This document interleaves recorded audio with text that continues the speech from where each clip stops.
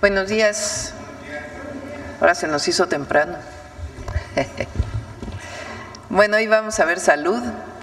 Como les comenté, pasamos el martes de seguridad la próxima semana para poder tener los datos del cierre de mayo. Y hoy viene la Secretaría de Salud y las instituciones que componen el Sistema Nacional de Salud Pública. Está el doctor David Kersenovich, secretario de Salud, Eduardo Clark, subsecretario de Integración y Desarrollo del Sector Salud, Ramiro López, también subsecretario de Políticas de Salud y Bienestar Poblacional, Zoé Robledo, director general del IMSS, Martí Batres, director general del ISSSTE, y Alejandro Schwartz, director del IMSS Bienestar. Todos van a dirigir un breve mensaje, entonces les pido brevedad para que… Gracias. Adelante, David. Buenos días, con su permiso, Presidenta. Buenos días a todas y todas. Cumpliendo con el propósito de un enfoque preventivo en el sistema de salud, es como hemos ido avanzando con diversos programas.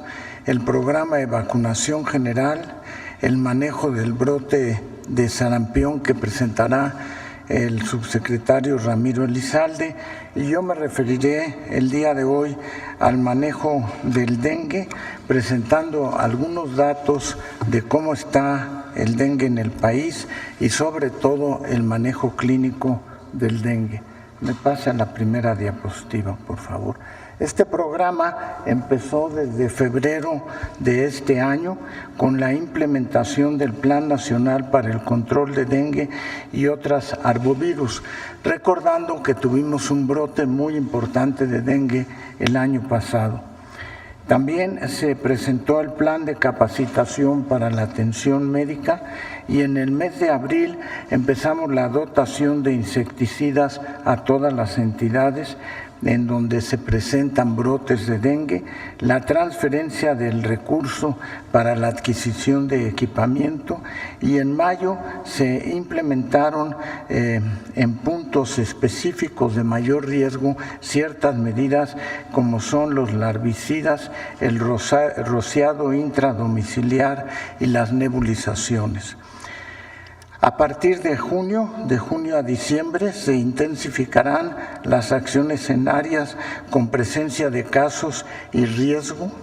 También la liberación de mosquitos con una bacteria Wolbachia que explicaré más adelante, y proyectos de investigación para el desarrollo de una vacuna contra el dengue. Me pasa la siguiente, por favor. Esta es para mostrar la comparación habida hasta esta semana entre 2024 y 2025. Dengue no grave, teníamos el año pasado 7.527 casos, ahora tenemos 1.781. El dengue sigue presente.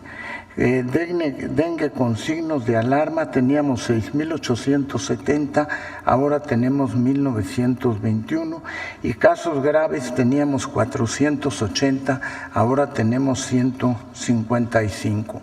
El 59.5% de los casos confirmados se encuentran en Jalisco, Veracruz, Michoacán, Guerrero y Tamaulipas. La siguiente, por favor. De las medidas que hemos implementado es la instalación de ovitrampas, donde se detectan los mosquitos que están, los huevecitos infectados con el Aedes aegypti, y estos se han localizado 207.925 ovitrampas en 32 entidades, 392 municipios y 701 localidades, los cuales nos permite ir detectando en dónde hay que implementar las medidas de tipo preventivo. La siguiente, por favor. Hasta este momento se han nebulizado 462.956 hectáreas y se han termonebulizado con equipo portátil 141.507 hectáreas.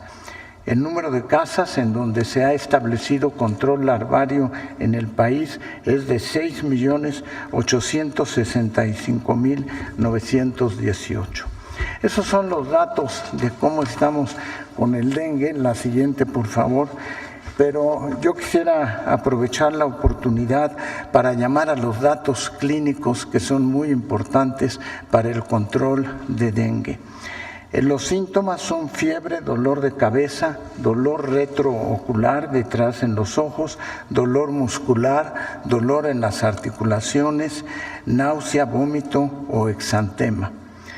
Los signos de alarma para una persona que tiene dengue son dolor abdominal intenso y continuo, cuando aparece vómito persistente 3 o más en 1 hora o 4 o más en 6 horas, cuando aparece acumulación de líquido como son hinchazón de cara o miembros inferiores, cuando aparecen datos de sangrado por la nariz, las conjuntivas o las encías o sangrado transvaginal, o cuando hay alteración de conciencia, irritabilidad, inquietud, hipotensión postural o crecimiento del hígado. Aquí lo que es importante es cómo se medican estas personas. Este es un virus y por lo tanto no tenemos un agente específico para el mismo y el tratamiento es sintomático, fundamentalmente paracetamol e hidratación. Y lo que importa cuando alguien está en una área endémica es no usar antibióticos, pero fundamentalmente no usar ibuprofeno, aspirina o antiinflamatorios no esteroideos, porque eso puede favorecer la aparición de sangrado y el caso grave que es el dengue hemorrágico. La siguiente, por favor. ¿Qué estamos haciendo? Estamos haciendo un curso taller para el manejo clínico del dengue, precisamente para que el personal de salud sepa que el tratamiento es fundamentalmente sintomático y con hidratación. Lo estamos haciendo en colaboración con la Organización Panamericana de la Salud, tratando de establecer los criterios clínicos del manejo de dengue. Y por último, la siguiente, por favor. Es muy importante pedirles la ayuda a la población general en mantener el patio limpio para no tener mosquitos acumulados. Y para eso es importante eliminar los criaderos y las recomendaciones es lavar los sitios en donde se puede acumular agua que se infecte, tapar los recipientes, tirar algunos de los recipientes, voltearlos como se ve en la imagen que tenemos en esta diapositiva, deshiervar los patios y finalmente descacharrizar los mismos, evitando, por ejemplo, las llantas donde se retiene el agua y crecen los mosquitos. Muchas gracias.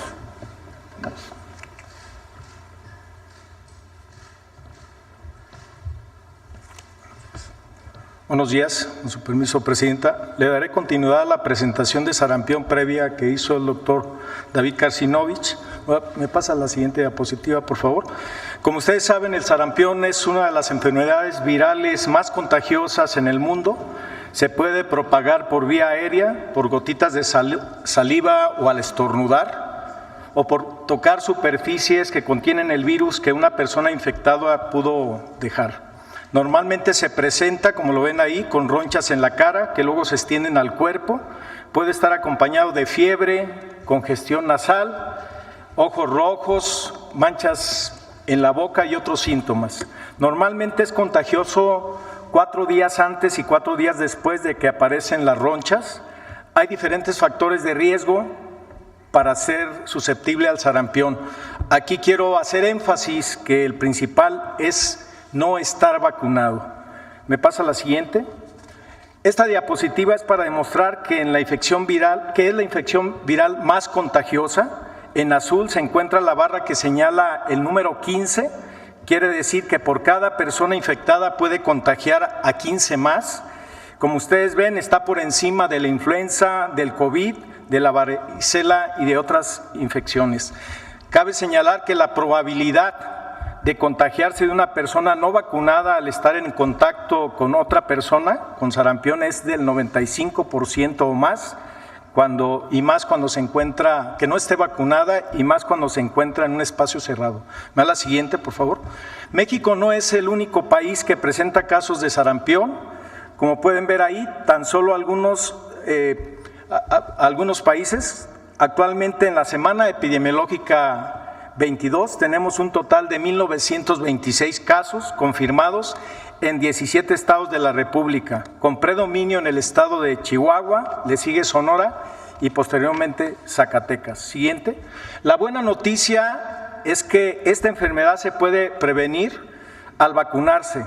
Por eso invitamos a la población a que lo haga. Tenemos dos tipos de vacuna. Van a escuchar ustedes hablar de la doble viral y de la triple viral. Es decir, la vacuna SRP que protege al sarampión, la rubiola y la parotiditis. Esta vacuna se aplica la primera dosis al año de edad, la segunda dosis al año y medio y posteriormente un refuerzo a los 6 años. En los casos como este, que es una excepción, aquí se puede vacunar a niñas y niños de 6 a 11 meses, que sería la dosis 0. La vacuna SR, la doble viral, que protege contra el sarampión y rubiola, se aplica normalmente para adolescentes y adultos de 10 a 49 años de edad y a población en riesgo y personal de salud. ¿Me da la siguiente, por favor? Vamos a ver un video de medio minuto. El sarampión es una enfermedad febril con erupciones en la piel, altamente contagiosa, pero prevenible por vacunación. Se transmite por gotas al toser o estornudar y por contacto con superficies contaminadas. Una persona infectada contagia desde 4 días antes hasta 4 días después de aparecer las ronchas. Los síntomas claves son fiebre, ronchas, ojos rojos, congestión nasal y manchas en la boca. El principal factor de riesgo es no estar vacunado. La vacunación es tu mejor defensa. Protégete y protege a los demás. Gobierno de México. Siguiente diapositiva, por favor, gracias. Desde que se notificaron los primeros casos de sarampión en México, nos dimos a la tarea todas las instituciones del sector salud, conjuntamente con un grupo de expertos, a buscar una estrategia para combatir el brote. De tal manera que se hizo un plan metodológico científico para tomar medidas de control, establecer los cercos epidemiológicos y el bloqueo vacunal. En pocas palabras, es cómo acabar con los contagios y evitar la propagación de la enfermedad. Siguiente, por favor. Es decir, las decisiones que se están tomando no son improvisadas, son acordadas con expertos en la materia, de tal manera que esto nos permitió tener un objetivo blanco a vacunar, como ya lo comenté, y algunas recomendaciones que todos ustedes ya conocen, como el lavado de manos, la sana distancia, el estornudo de etiqueta. Siguiente, por favor.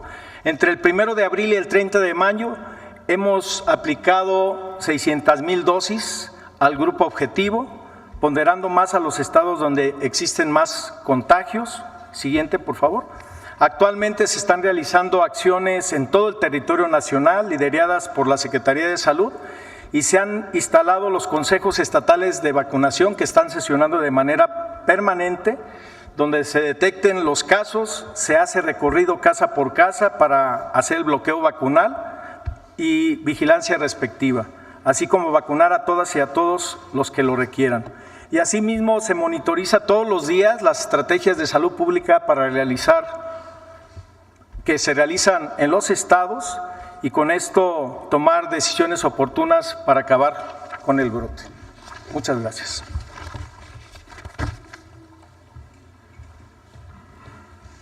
Con su permiso, Presidenta. Hola, ¿qué tal? Muy buenos días a todos, gusto saludarlos. Les queremos dar información sobre cómo ha continuado avanzando el proceso de compra de insumos para la salud, de medicamentos, dispositivos, pruebas, material de curación, todo lo que requiere el sector para poder atender a nuestros pacientes. Y si me dan la siguiente, por favor, les queremos comentar, ya les habíamos dicho hace un par de semanas, que este 30 de mayo concluía el proceso final de volver a tener contratos de las claves que habían sido declaradas nulas, derivado de las investigaciones que se realizaron donde encontramos sobrecosto. Y queremos dar los resultados de estas subastas que realizamos. En las últimas 2 semanas compramos 399 tipos de medicamentos y otro tipo de insumos para la salud. Son insumos de alto volumen en muchos casos, representan casi 1,000 millones de piezas de medicamentos y de otro tipo de material de curación, es decir, es un porcentaje importante de lo que requiere el sector. Cuando hicimos la licitación en enero, con el sobrecosto que vimos y aún con el sobrecosto, estas claves se habían comprado en aproximadamente 35,000 millones de pesos para el abasto del 2025 y 2026. Si bien teníamos un sobrecosto, aún al compararlas, veíamos de todos modos un ahorro comparado con cuánto habían sido compradas en años anteriores. Es decir, hubo un ejercicio en el cual muchos proveedores sí se bajaron de precio. De haber mantenido los precios de 2023 y 2024, estos medicamentos se hubieran comprado no en 35,000 millones de pesos, sino en 41,000 millones de pesos.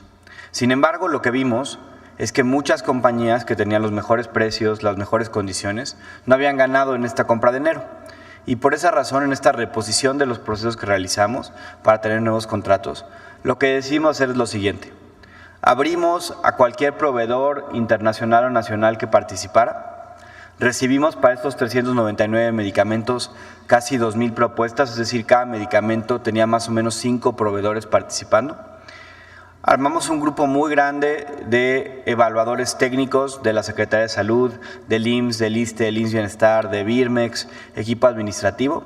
Evaluamos las propuestas y aquellos proveedores que cumplían en lo técnico, en lo legal, en lo administrativo y que habían sido proveedores cumplidos en este proceso de compra en los últimos meses, los invitamos a participar en una subasta. Es decir, lo que hicimos fue decir, ¿quién dio el precio más bajo? Alguien quiere ofertar más abajo, nos llevamos muchas rondas, entonces en vez de hacer una subasta como a veces se compra del precio más alto, aquí es quién del precio más bajo para darle esta proveeduría al sector salud. ¿Y cuáles son los resultados? Que lo que se compró o se había adjudicado más bien en enero a 35,000 millones de pesos, logramos bajarlo a 23,000 millones de pesos, es decir, un ahorro de casi 12,000 millones de pesos y un ahorro casi de 45% con respecto a los precios de años anteriores. Es decir, lo que nosotros hemos estado informando de manera rutinaria en este espacio, de que desafortunadamente hubo sobreprecio, pues claramente se confirma. Se confirma en el sentido que al tener condiciones más parejas de invitación a toda la proveeduría, de condiciones de permitir encontrar los proveedores más bajos vía subasta, los proveedores bajan los precios y eso repercute en mayores recursos para todo el sector y para todos los pacientes que se atienden en el sector público. Estos ahorros de 12,000 millones de pesos, porque a veces suenan números muy altos, que sí lo son, queremos dimensionar qué significan, para que vea la gente que nos escucha el impacto y la importancia del proceso que se hizo para reparar los procesos de compra. 12,000 millones de pesos es más o menos el equivalente a construir de cero y equipar 5 hospitales de 120 camas del IMSS. Es decir, no es poquito dinero, no es algo que nosotros pudiéramos simplemente ignorar y no hacer. También sería el equivalente a contratar y pagarles completamente un año a cerca de 30,000 médicos especialistas. Este recurso que se está ahorrando vía los procesos de subasta que realizamos es dinero que evidentemente se reinvierte para el pueblo de México en el sector salud. Adicionalmente, al completar estas subastas el pasado día viernes y ya empezar a notificar a los proveedores para que empiecen a surtir, eso ocurrió el día de ayer, pues comenzamos ya una etapa nueva del proceso de adquisición de compra de medicamentos. Ya más allá de estar haciendo procesos administrativos para encontrar la mayor parte de la proveeduría, hoy ya podemos comenzar a centrar prácticamente la totalidad de nuestros esfuerzos en no solo hacer cumplir a los proveedores, pero también garantizar la distribución y la entrega de estos medicamentos ya adquiridos hacia todos los pacientes que se atienden en el IMSS Bienestar, el ISSSTE, los institutos nacionales de salud y también instituciones como Pemex. Entonces continuamos avanzando y esperamos en las siguientes semanas ya poderles informar cómo va el proceso, no solo de haberlos comprado, sino de solicitarlos y haberlos venido recibiendo por parte de la proveeduría. Muchas gracias.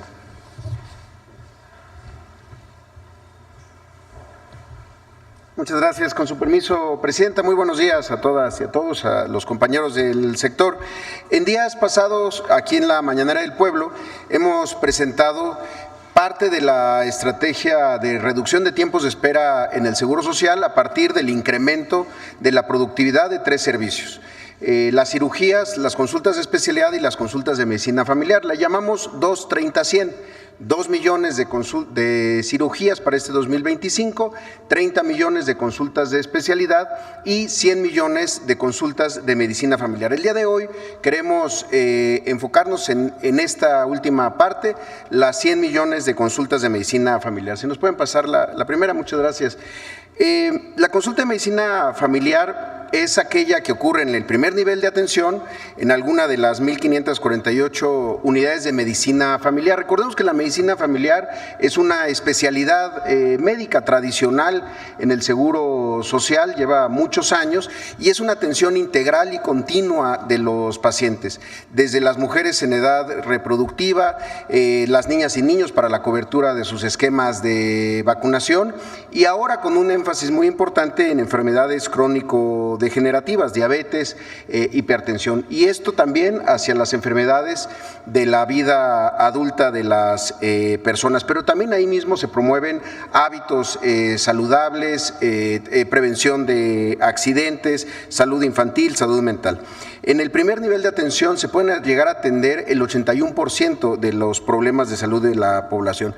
El año pasado, si nos pueden regresar la anterior, se realizaron 96 millones de consultas de medicina familiar. 16% fueron consultas de primera vez, pacientes derechohabientes que por primera vez acudían, y el resto consultas subsecuentes. Muchas de estas consultas ocurren sobre las mismas personas mes con mes, en muchos casos para las enfermedades crónico-degenerativas. Ahora, ¿cómo logramos estos números de 96 millones el año pasado? La siguiente, ahora sí, por favor. Primero, contratando más médicos y más médicas. Las médicas y los médicos familiares durante mucho tiempo también se vieron un poco relegados, se formaba poco, empezamos a formar más para poder 3 años después empezar a contratar más. Y este año 2025 es el año récord del número de médicas y médicos familiares que tiene el Seguro Social, con 19,267.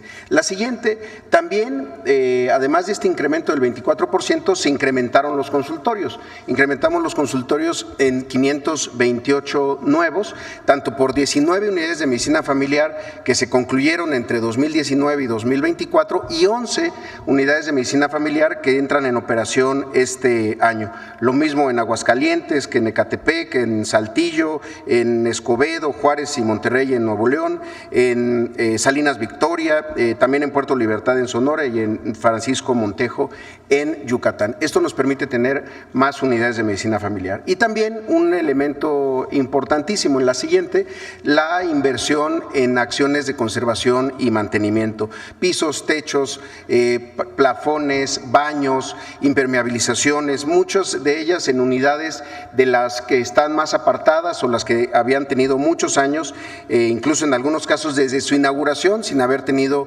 una rehabilitación. Fueron 7,000 millones de pesos en todo el periodo anterior, más lo que se está invirtiendo este año. La que sigue, todas estas acciones, bueno, ahí están algunos ejemplos, pero lo que queremos decir es que todas estas acciones, la que sigue, por favor, nos van a permitir tener 5.7 millones de consultas de medicina familiar adicionales para llegar a la meta de 100 millones de consultas de medicina familiar.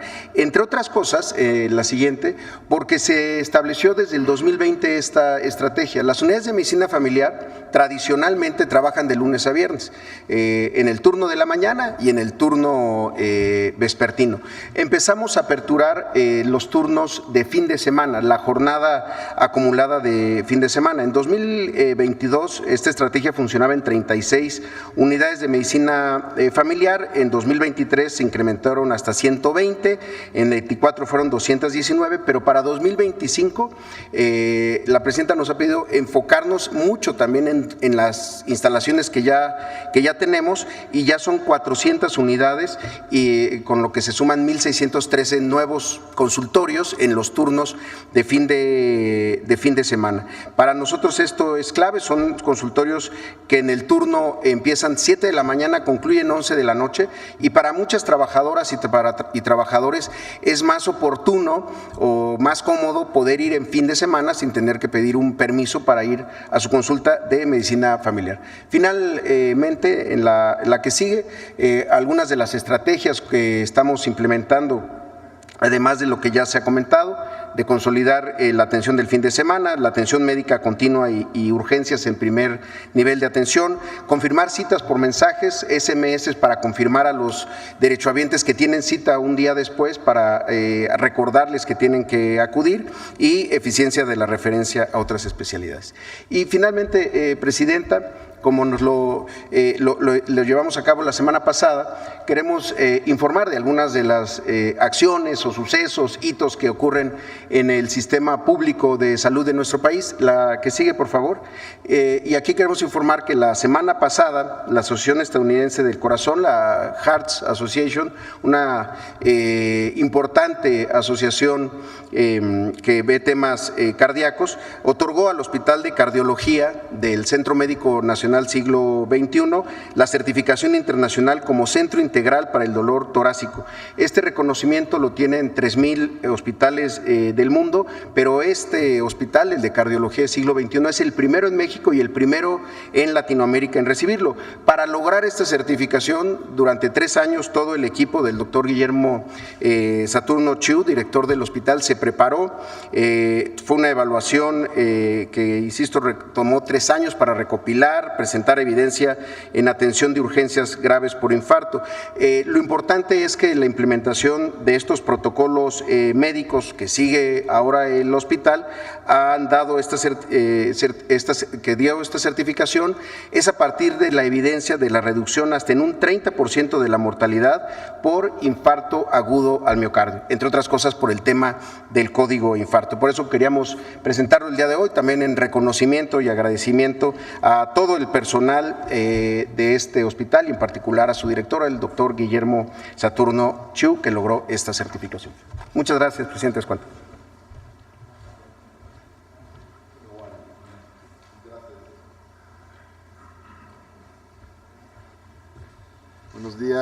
Buenos días, presidenta. Buenos días, compañeros de los medios de comunicación. Quiero comentar sobre las jornadas quirúrgicas que estamos llevando a cabo. Estas jornadas quirúrgicas se realizan además o adicionalmente a las labores quirúrgicas de nuestros hospitales o unidades médicas que cuentan con quirófanos. Aquí quiero mencionar 3 casos de estas jornadas que se han realizado entre octubre de 2024 y mayo de 2025. Las que han abarcado más procedimientos son las jornadas quirúrgicas de la campaña nacional de cirugía de cataratas. Hemos realizado en el lapso mencionado 2,653 procedimientos de colocación de lente intraocular en 19 unidades médicas de 17 estados de la República. Aquí sobresale el caso de Baja California, donde se hicieron 485 cirugías, intervenciones. Prácticamente ahí en ese caso se acabó con todo el rezago que había de cirugías de este tipo. Otro caso es el de la campaña nacional de cirugía articular. Son procedimientos fundamentalmente en rodilla y en columna. Aquí comentamos 210 procedimientos que se han llevado en 8 estados de la República. Y por otro lado también se están comenzando a realizar los procedimientos de la campaña de urología. Son, en este caso, 20 procedimientos llevados a cabo en el Hospital Benito Juárez de Oaxaca.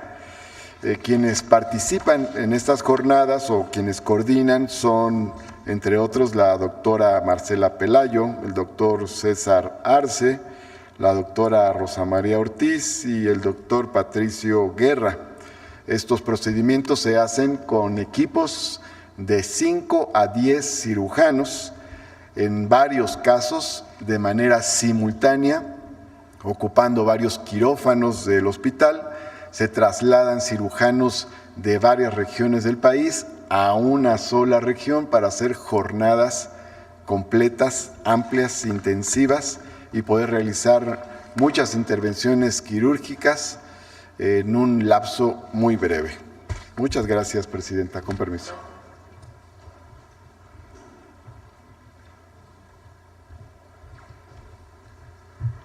Muy buenos días, con su permiso, Presidenta, Secretario, equipo de Gabinete de Salud. Hoy queremos compartir con el pueblo de México una noticia que honra la palabra empeñada y da testimonio del sentido profundo que vive la transformación en nuestro país. La inauguración del nuevo Hospital General de Tlapa de Comonfort. Se trata de una deuda histórica. Durante más de 5 décadas, la población de la montaña exigió este hospital, que ya es una realidad, y este fin de semana estaremos con nuestra presidenta inaugurándolo. Siguiente, por favor. El pasado 20 de abril del 2023, el presidente Andrés Manuel López Obrador anunció en su conferencia matutina que este hospital sería construido. Con una inversión de más de 2.400 millones de pesos en infraestructura y 650 millones de pesos en equipamiento, Tlapa cuenta ahora con una institución hospitalaria del más alto estándar internacional. Reconocemos a nombre del IMSS Bienestar el trabajo profesional e impecable de los ingenieros militares que construyeron en tiempo récord y con altos estándares de calidad una obra que servirá por generaciones. Siguiente. Este hospital sustituye al viejo Hospital General y va a beneficiar a más de 400,000 personas de 20 municipios de la montaña de Guerrero, de las cuales 273,000 hablan náhuatl, tlapaneco o mixteco. Con más de 40 médicas y médicos especialistas ya en funciones en el hospital, este nosocomio representa un hito para el IMSS Bienestar y una instrucción explícita de nuestra presidenta: llevar servicios de salud donde más se necesitan para quienes históricamente han sido excluidos. Siguiente, por favor. Como ustedes saben, nos hemos propuesto objetivos ambiciosos y medibles para este 2025 en el proceso de consolidación de nuestra institución en las 23 entidades donde opera el IMSS Bienestar. Estas metas, que ya ustedes conocen, representan un 20% al menos de la productividad histórica que tenían los servicios de salud antes de la llegada del IMSS Bienestar. El Hospital de Tlapa va a contribuir significativamente a lograr esta meta, sobre todo en esta región de la montaña, donde pasaremos de brindar 16,000 consultas generales, que era el histórico de productividad que se hacía anualmente en la montaña, a más de 45,000 en el 2025. Como pueden ver, vamos a triplicar la productividad quirúrgica en esta región, lo cual significa no solamente expansión en el número de cirugías, algo muy importante, garantizar equidad territorial en cirugías en nuestro país. Siguiente, por favor. Les quisiéramos compartir un video que refleja lo que está ocurriendo en Tlapa desde el 12 de mayo que hemos puesto en marcha este hospital. Este hospital, pues es algo increíble, como que yo no pensé vivir esto. En lo más profundo de la montaña de Guerrero, el IMSS Bienestar cumple su compromiso de acercar los servicios médicos gratuitos y de calidad a quienes más lo necesitan, con la puesta en operación del nuevo Hospital General de Tlapa de Comonfort. Este moderno hospital sustituye al antiguo, cuya capacidad estaba siendo superada ante la creciente demanda de la población de Tlapa y sus comunidades vecinas. mucha gente pensaba que no los queríamos atender, es que no había espacio, ya no había alguna cama a lo mejor para que ellos pudieran ser atendidos. Con este nuevo hospital, estas personas aquí serán atendidas de la mejor manera y de la forma más eficiente. Cuenta con 25 consultorios de consulta externa, un área de urgencias, 90 camas sensables y 51 camas no sensables, una sala de expulsión, 3 quirófanos y 2 salas de endoscopía, todas con equipamiento médico de alta tecnología. Contaremos con médicos especialistas en el área de ginecología, pediatría, oftalmología, por decir algunas. El nuevo Hospital General de Tlapa de Comonfort responde a una demanda histórica de los habitantes de la montaña, quienes verán cumplido su derecho a la salud. El presidente Andrés Manuel López Obrador lo inicia y le da continuación la presidenta Claudia Sheinbaum. Toda la población de Tlapa y sus alrededores les dan las gracias a ellos dos. Más de 400,000 personas tendrán acceso inmediato a servicios médicos gratuitos gracias a esta obra que pone a su servicio a más de 500 profesionales de la salud. Los invito para que vengan a conocer el hospital. Todo es gratuito. Aquí cero rechazo a toda la gente. Desde el corazón de la montaña, el IMSS Bienestar reafirma su compromiso de llevar los servicios médicos gratuitos para todas las personas en todos los lugares. Gobierno de México. Presidenta, el corazón del IMSS Bienestar late en el territorio y Tlapa no es un punto de llegada, es un punto de partida para seguir haciendo justicia en salud. Muchas gracias. Es cuanto. Gracias, Alejandro. Bueno, antes de pasar a las preguntas, les comenté ayer que íbamos a comentar sobre los resultados de la elección en Veracruz y en Durango. Les quiero mostrar unas láminas, a ver si…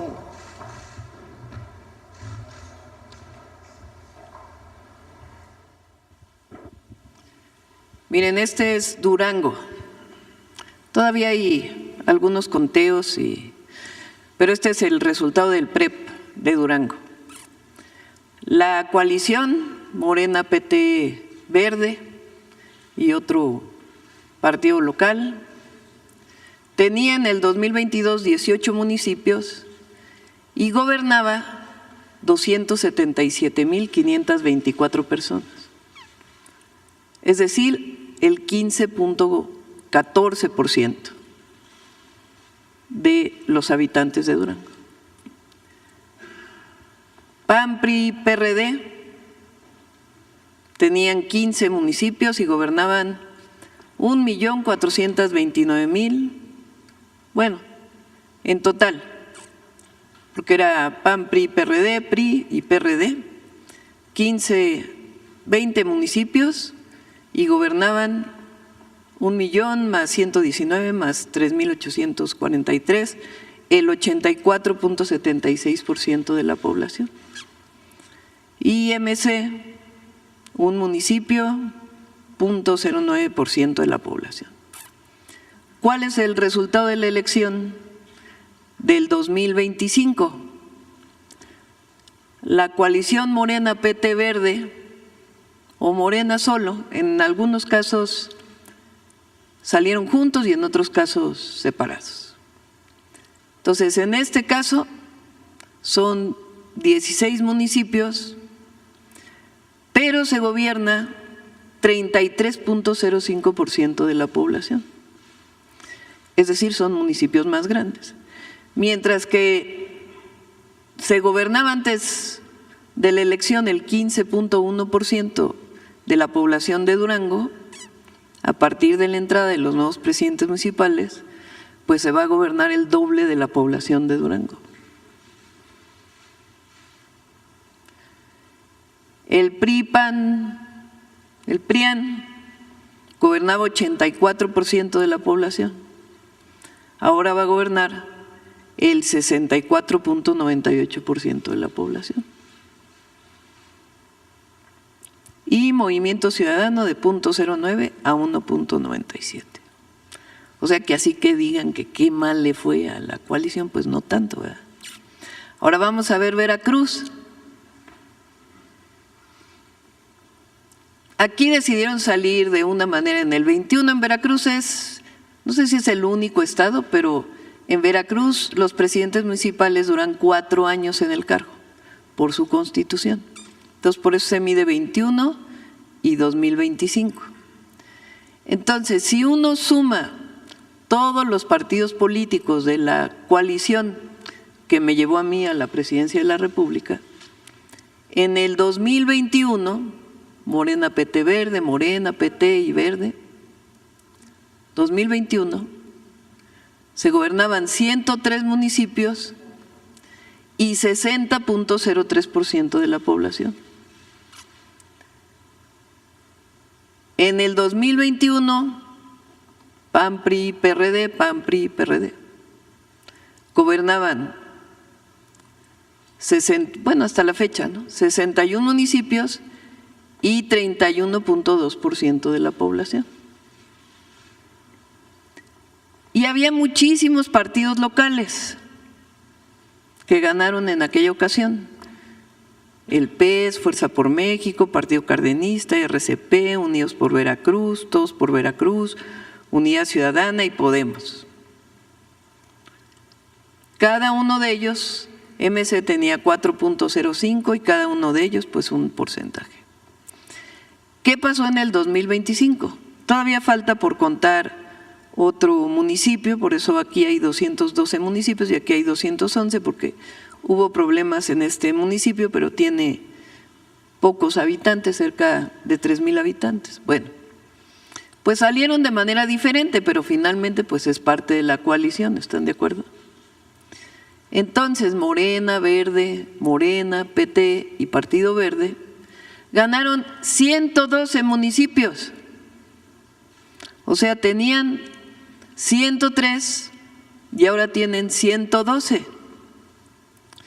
Gobernaban 60% de la población y ahora van a gobernar 65% de la población. Así como que muy mal tampoco les fue, ¿verdad? Solo que ahora salieron pues aliados de manera distinta, pero finalmente son los tres partidos de la coalición. Tanto que han dicho, ¿no? PAN, PRI, PRD. Bueno, PRD ya no existe, ¿verdad? 61 municipios y gobernaban 31.2% de la población.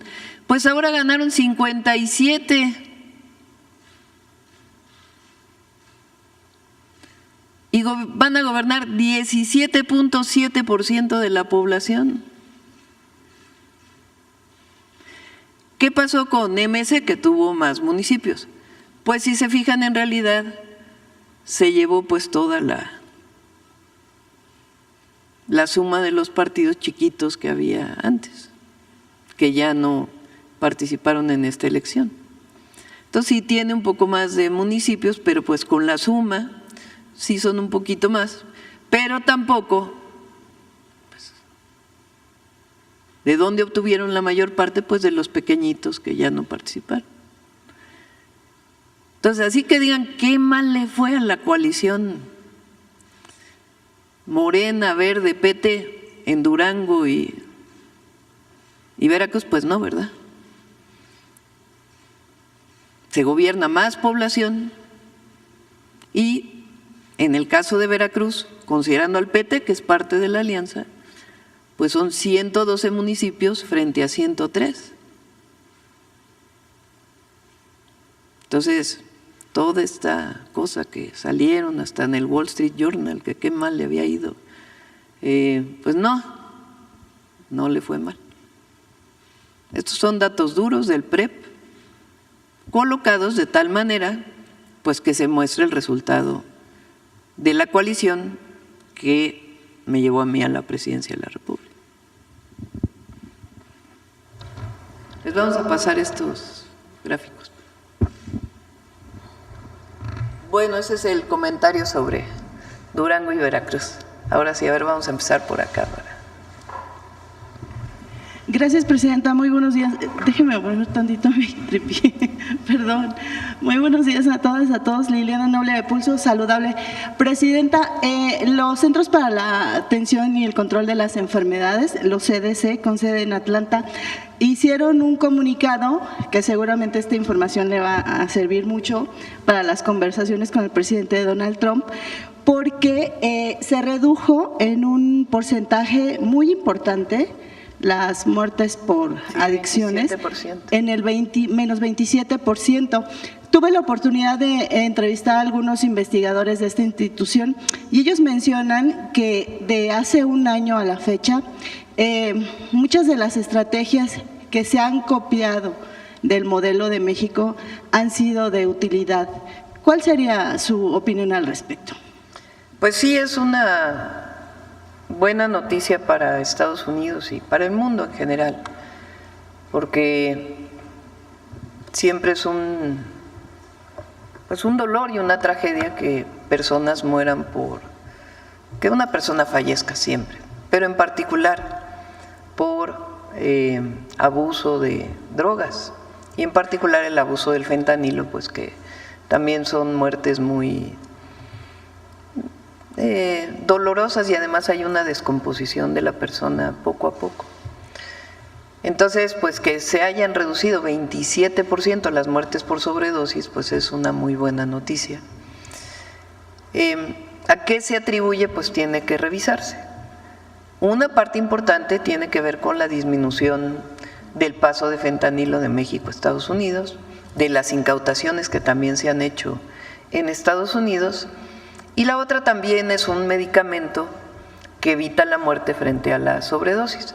Ya se tienen que hacer los análisis en Estados Unidos para ver a qué corresponde cada causa en esta disminución, pero es muy bueno que hayan disminuido. Presidente, y continuando con el tema de la salud mental, durante el sexenio del expresidente Andrés Manuel López Obrador se hizo una encuesta nacional de salud mental y adicciones y se concluyó, de hecho tuve la oportunidad de preguntarle, se concluyó esta encuesta, pero ya no hubo oportunidad de que nos dieran los resultados. ¿Ustedes tienen esta encuesta? ¿La van a ampliar? ¿Qué pasa con ella? Gracias. Hay los resultados de la encuesta. Lo que pasó es que no era comparable con otros años porque la metodología fue distinta. Entonces ahora lo que decidió el doctor Kersenovich es hacer una nueva encuesta con el Instituto Nacional de Salud Pública. No sé si quieres platicarlo, David. Ya está corriendo la encuesta con el Instituto Nacional de Salud Pública y el Instituto Nacional de Psiquiatría. Esa encuesta va a estar lista para el último trimestre de este año y está diseñada de manera tal que se va a poder comparar con las anteriores. Ese es el punto más importante, pero además en la misma se han añadido algunos aspectos que tienen que ver con el fentanilo en particular. Gracias. Y doctor Kersenovich, si me permite también, presidenta, también en el Instituto Nacional de Salud Pública hay una investigación muy importante en donde ahí lo que se piensa en materia de dengue es que se podrían a estas larvas inocular a través de una especie de sprites. No sé si conozca la investigación y esto sí sería viable, sobre todo a las hembras, que creo que ese es el problema más grave. Sí. México realmente tiene un amplio campo de investigación en dengue y se están haciendo estudios colaborativos con el Instituto Nacional de Salud Pública con esas técnicas nuevas. Se está también diseñando estudios para probar distintos tipos de vacunas para ver si podemos tener una vacuna contra el dengue. La parte más importante tiene que ver en cómo discernir los grupos, porque no es lo mismo una persona que nunca ha tenido dengue que una persona que ya tuvo dengue. Entonces, la distribución de los factores de riesgo es un punto muy importante en el diseño, pero se está trabajando activamente en investigación. ¿Por qué una persona que ya tuvo dengue y vuelve a tener dengue, por qué es más el riesgo del hemorrágico? Porque la exposición previa al dengue hace la posibilidad que en el segundo brote aumente el número de casos de dengue hemorrágico. Por eso lo que es muy importante es evitar el uso de aspirina, naproxeno, antiinflamatorios no esteroideos y no correr al uso de antibióticos cuando se sospecha dengue. Si se rehidrata y se trata con paracetamol, la mayor parte de los casos evolucionan bien. Gracias, doctor Kersenovich. Y, Presidenta, en una segunda pregunta, publicamos en Pulso Saludable un logro de Pemex que escala posiciones en ética y combate a la corrupción, ocupa ya el tercer lugar nacional, y una notable mejoría en la percepción ciudadana. ¿Cuál sería su opinión al respecto? Pues tiene que ver con el trabajo que se realizó en el periodo del presidente López Obrador y el trabajo que hemos estado realizando. Y va a mejorar todavía más, porque como lo he platicado, Pemex se va a ir integrando durante este año verticalmente, se van a ir fusionando filiales, que son 40, que es una barbaridad, y se va a ir haciendo más eficiente y mejorando pues la producción, que es su principal función, la refinación. Estamos entrando a petroquímica también, a producción de fertilizantes, que ya venía desde el sexenio anterior, y va muy bien el proyecto de Pemex.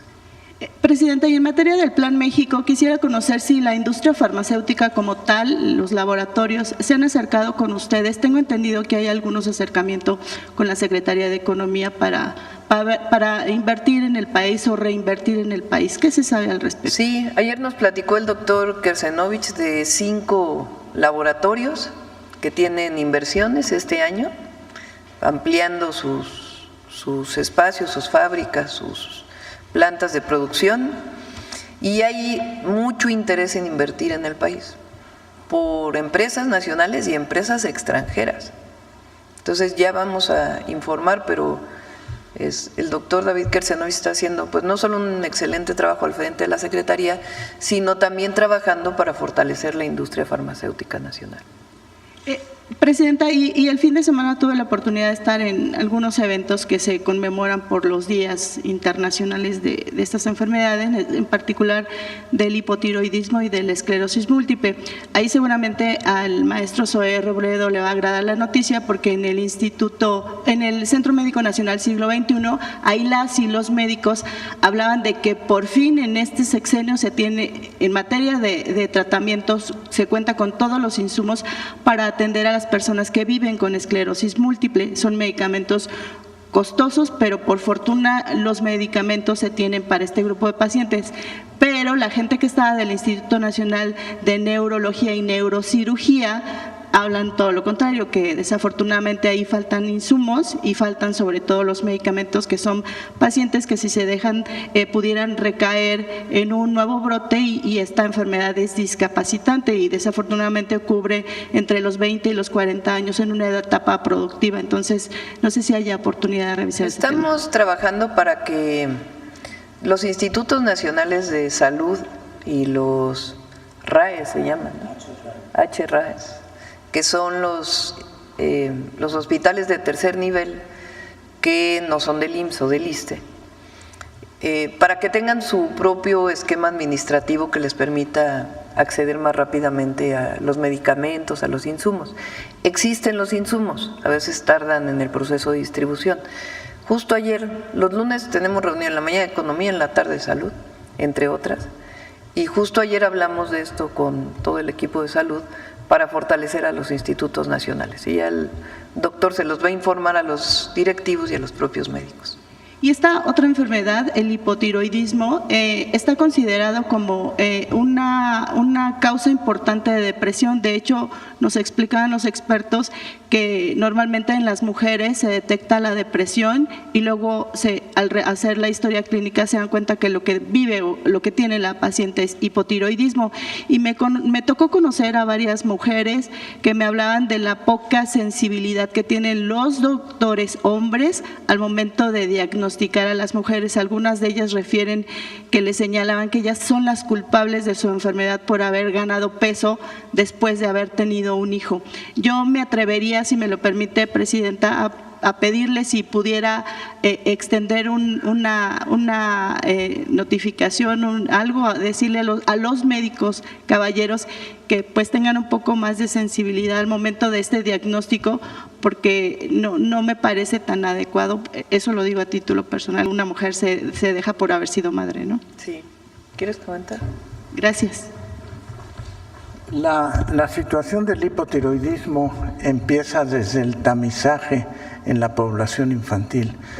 Nosotros tamizamos a todos los niños al nacer y si tienen hipotiroidismo se procede a corregirlos independientemente del sexo que tengan. Entonces empieza desde el tamizaje.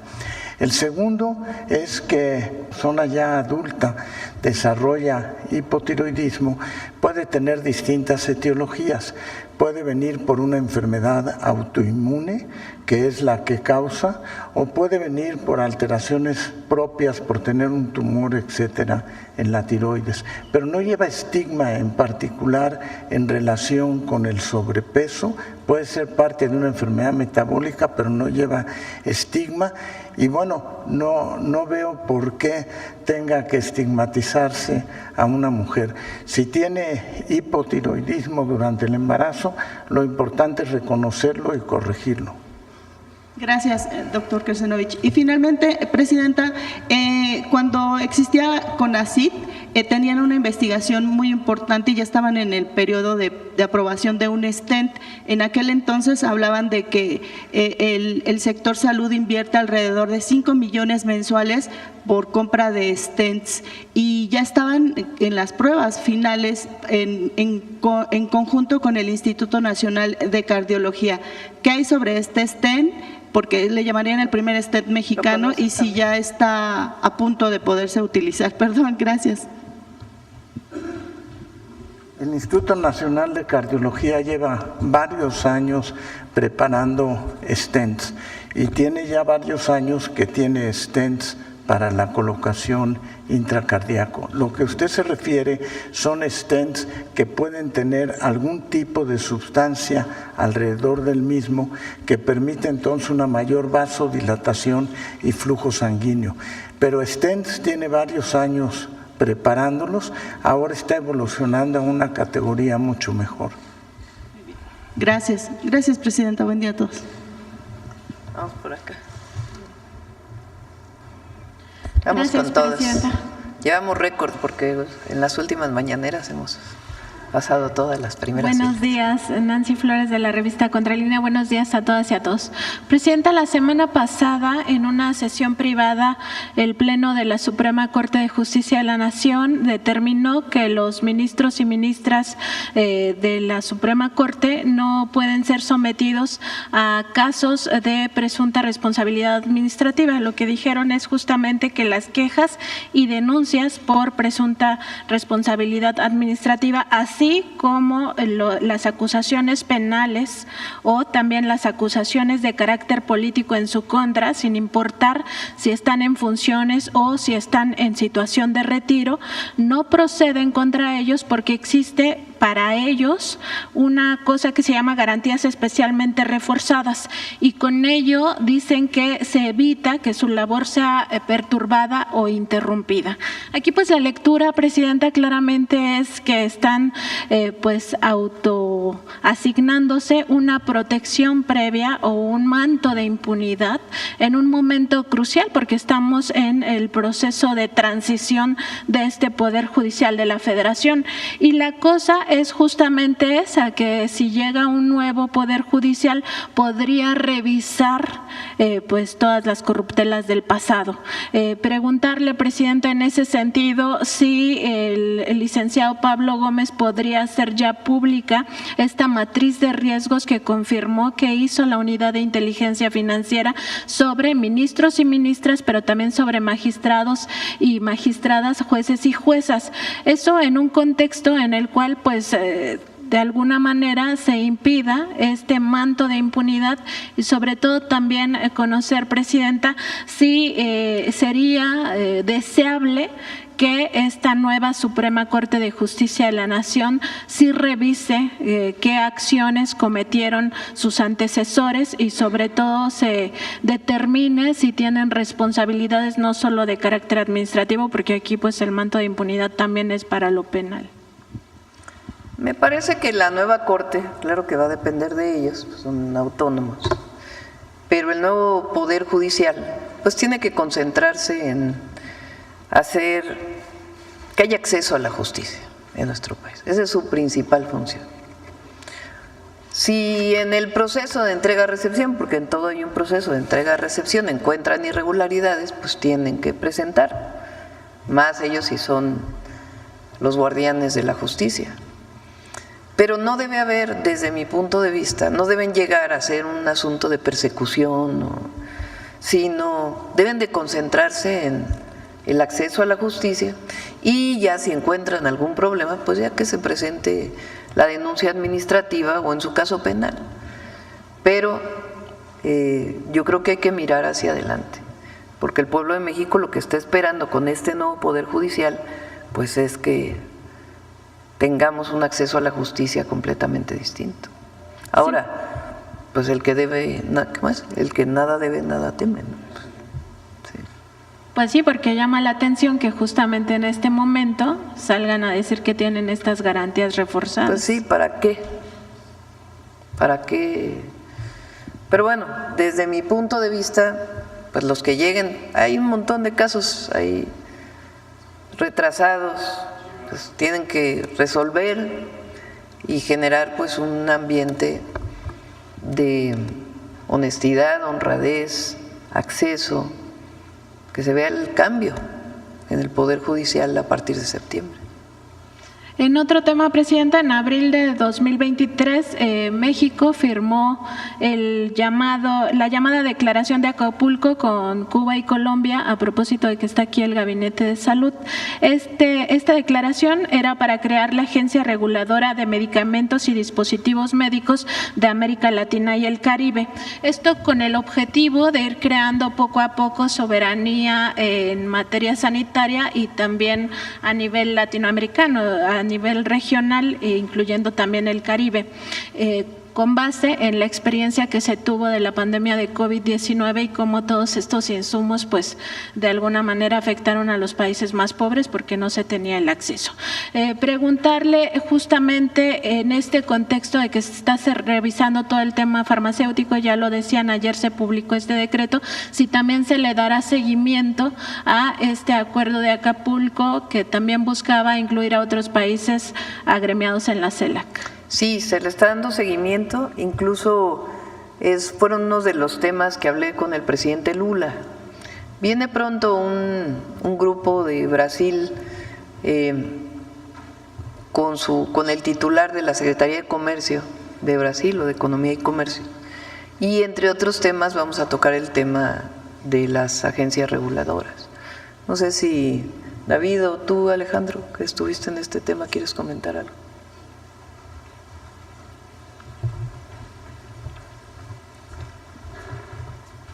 Sí, efectivamente, la denominada Declaración de Acapulco es un acuerdo de intención que busca la homologación de los requerimientos regulatorios para fomentar una política farmacéutica latinoamericana que busca incentivar la política de genéricos.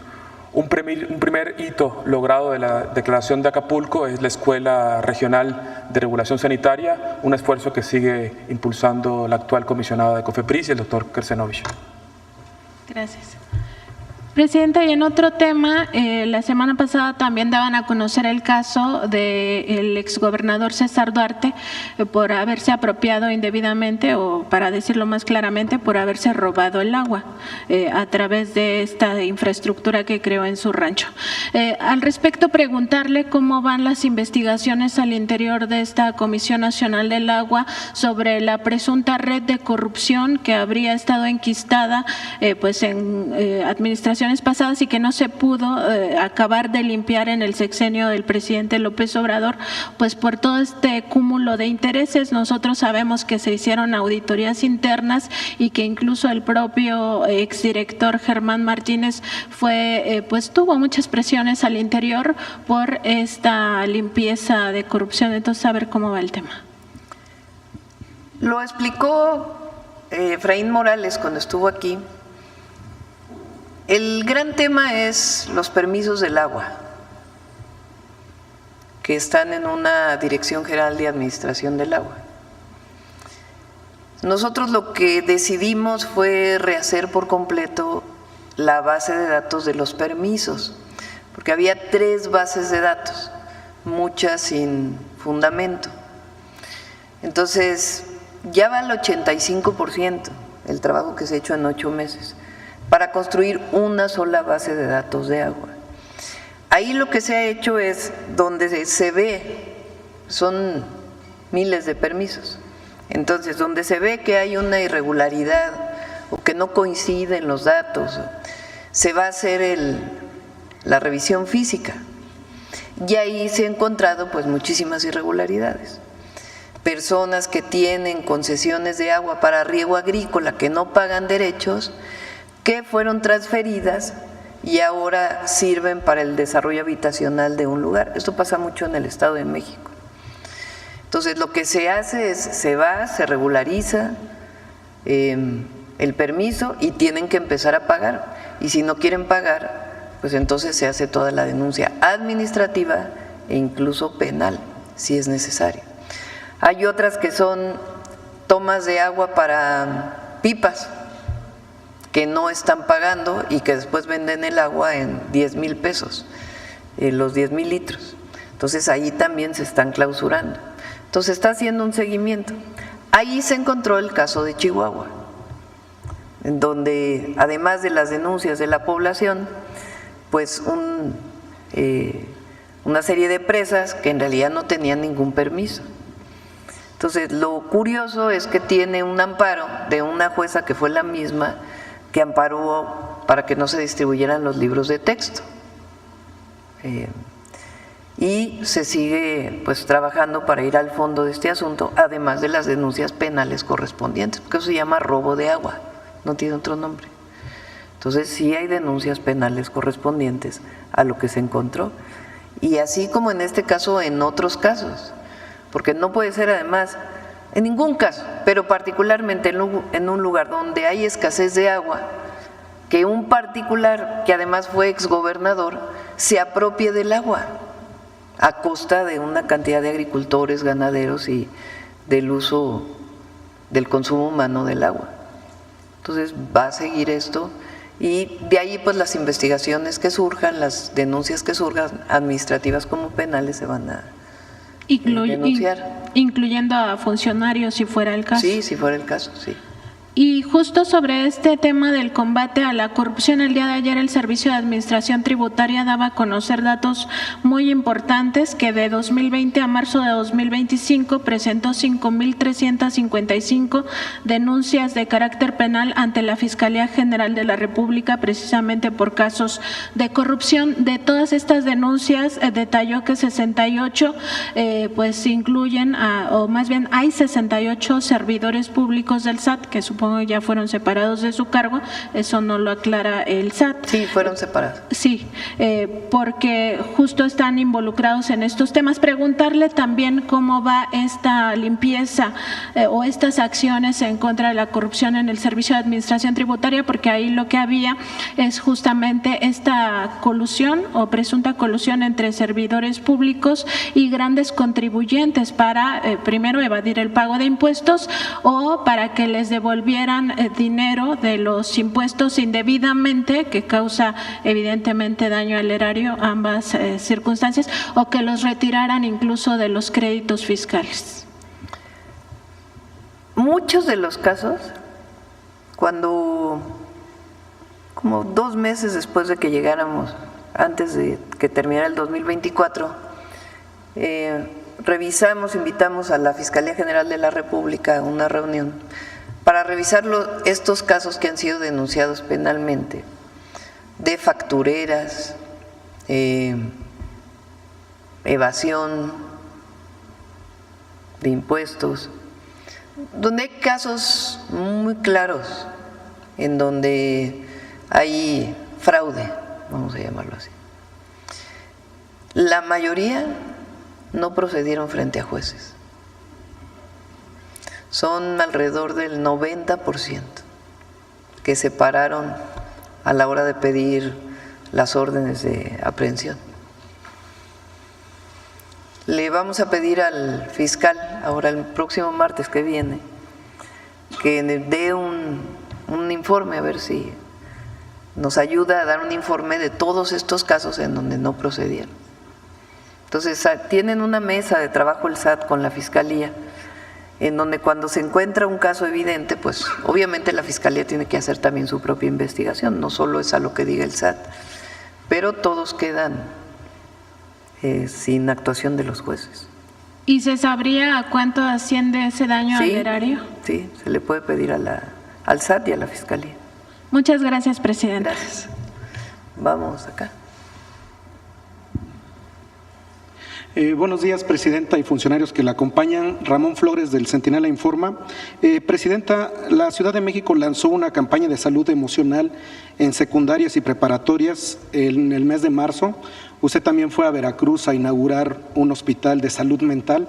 Quisiera yo saber cómo va el plan para que la otra vez le había yo propuesto de que si en las escuelas, tanto primaria, secundaria y preparatoria, iban a tener algún personal de contención, porque la salud mental es muy importante para tanto los niños, niñas, jóvenes, para que ellos puedan tener un buen desarrollo tanto en la salud emocional como en la educación. Quisiera yo saber si su gobierno, cómo va ese avance en la salud mental. En el programa de vida saludable que lleva el IMSS principalmente con las escuelas, ahí en la revisión que se hace de las niñas y niños, ahí pues se puede ver si hay algún problema particular y se orienta a la familia para que pueda atender a las niñas o a los niños. Y estamos fortaleciendo el programa de adicciones en las escuelas para el próximo ciclo escolar, que también contenga pues una orientación mayor. Ahora se están haciendo tequios, creo que son trimestrales o mensuales. A ver, pregúntale a Mario, a ver si… ¿qué es?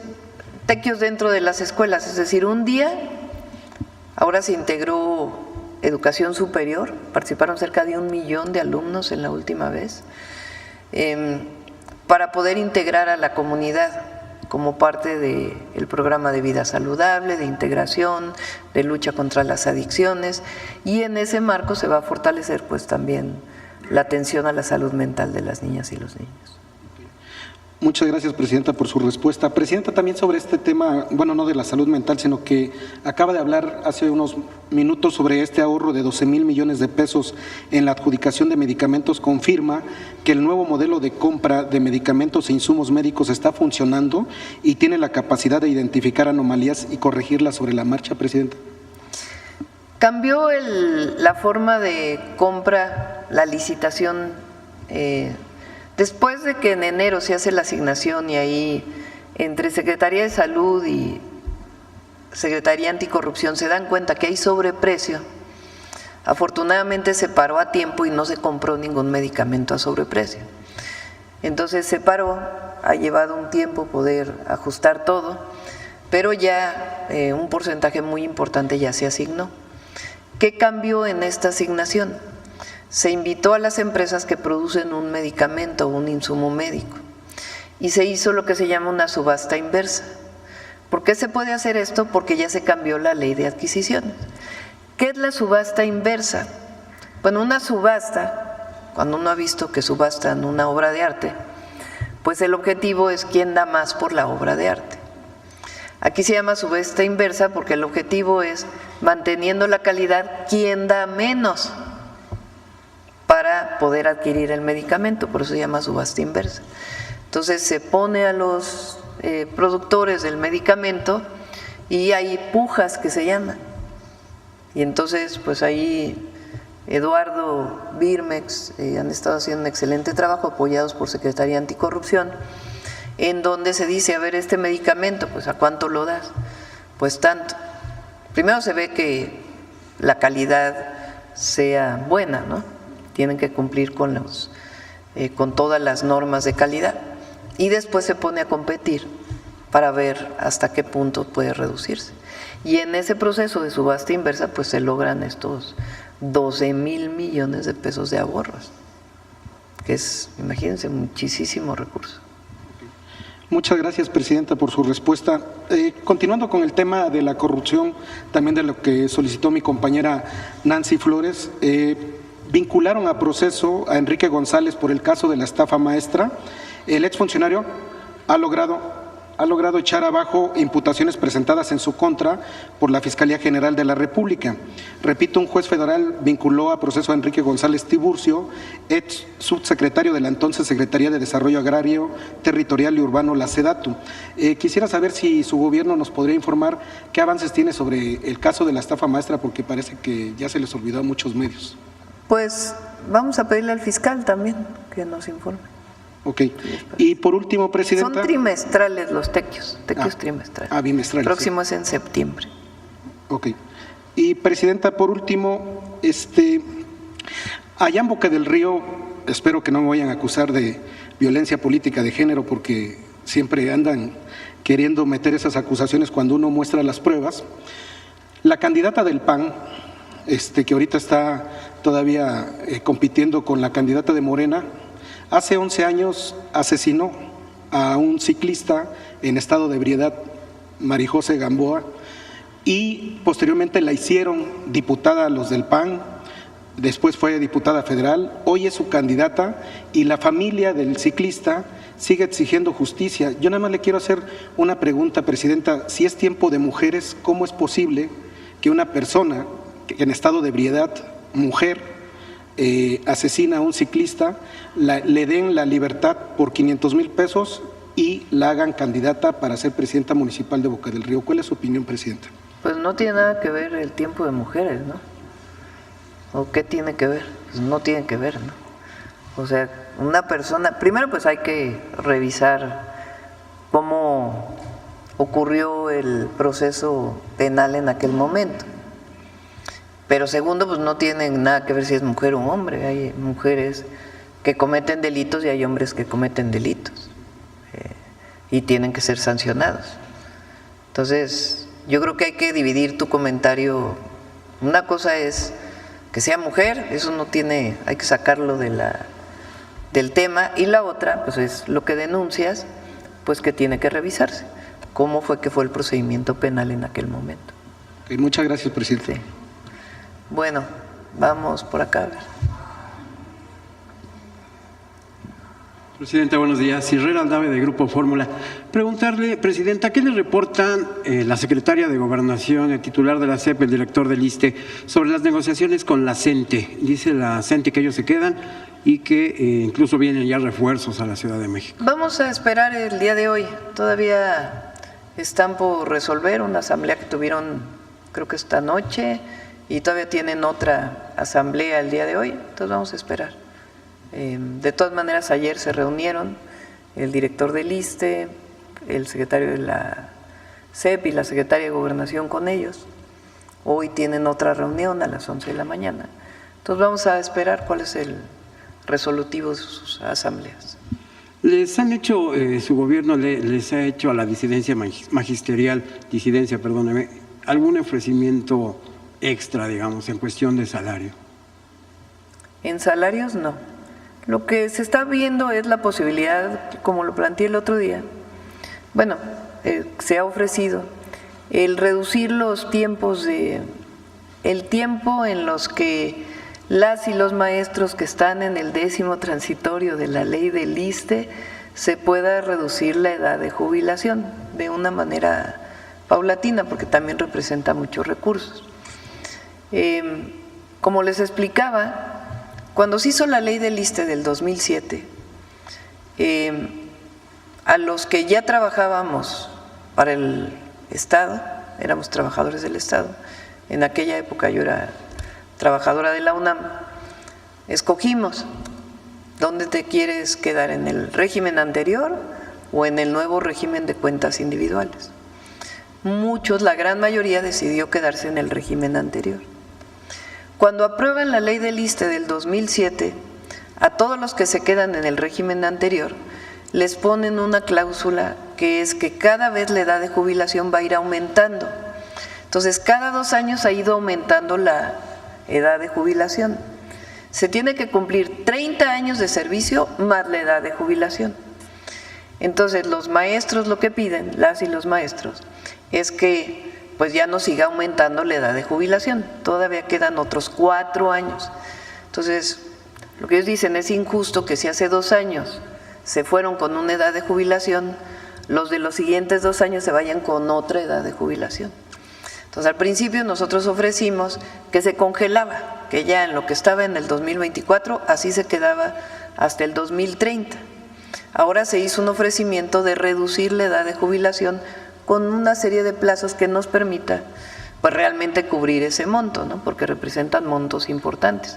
En algún momento, en uno de los años, llega a representar cerca de 25,000 millones de pesos, esa reducción de edad de jubilación. Entonces se hizo ese ofrecimiento, ellos lo están valorando y además seguir platicando, porque nunca ha estado cerrada la mesa de diálogo, eso es lo que nosotros planteamos, porque pues hay que seguir analizando el régimen de seguridad social de los trabajadores del Estado. Hoy es mucho mejor que el anterior, gracias al Fondo de Pensiones del Bienestar que hizo el presidente López Obrador, gracias a esto que hemos estado ofreciendo y también a una reforma que se hizo en el 2020 para que no se pagara las comisiones que se pagaban en las Afores, que eran muchísimas, y eso mejora el nivel de jubilación de los que se retiran con cuentas individuales. Entonces, a seguir platicando, no se cierra la posibilidad. Entonces, ese es el planteamiento que se hizo, que ya había sido platicado con anterioridad. Presidenta, en torno a la elección judicial de este domingo, de acuerdo a las tendencias, todo apunta que será un representante de los pueblos originarios quien presida la Suprema Corte de Justicia. Usted había dicho en repetidas ocasiones que quería ver más Benito Juárez. Sí, en la Corte. Ahí viene un cartón de rapé en Milenio, es Milenio, ¿no? Es muy bueno, mira.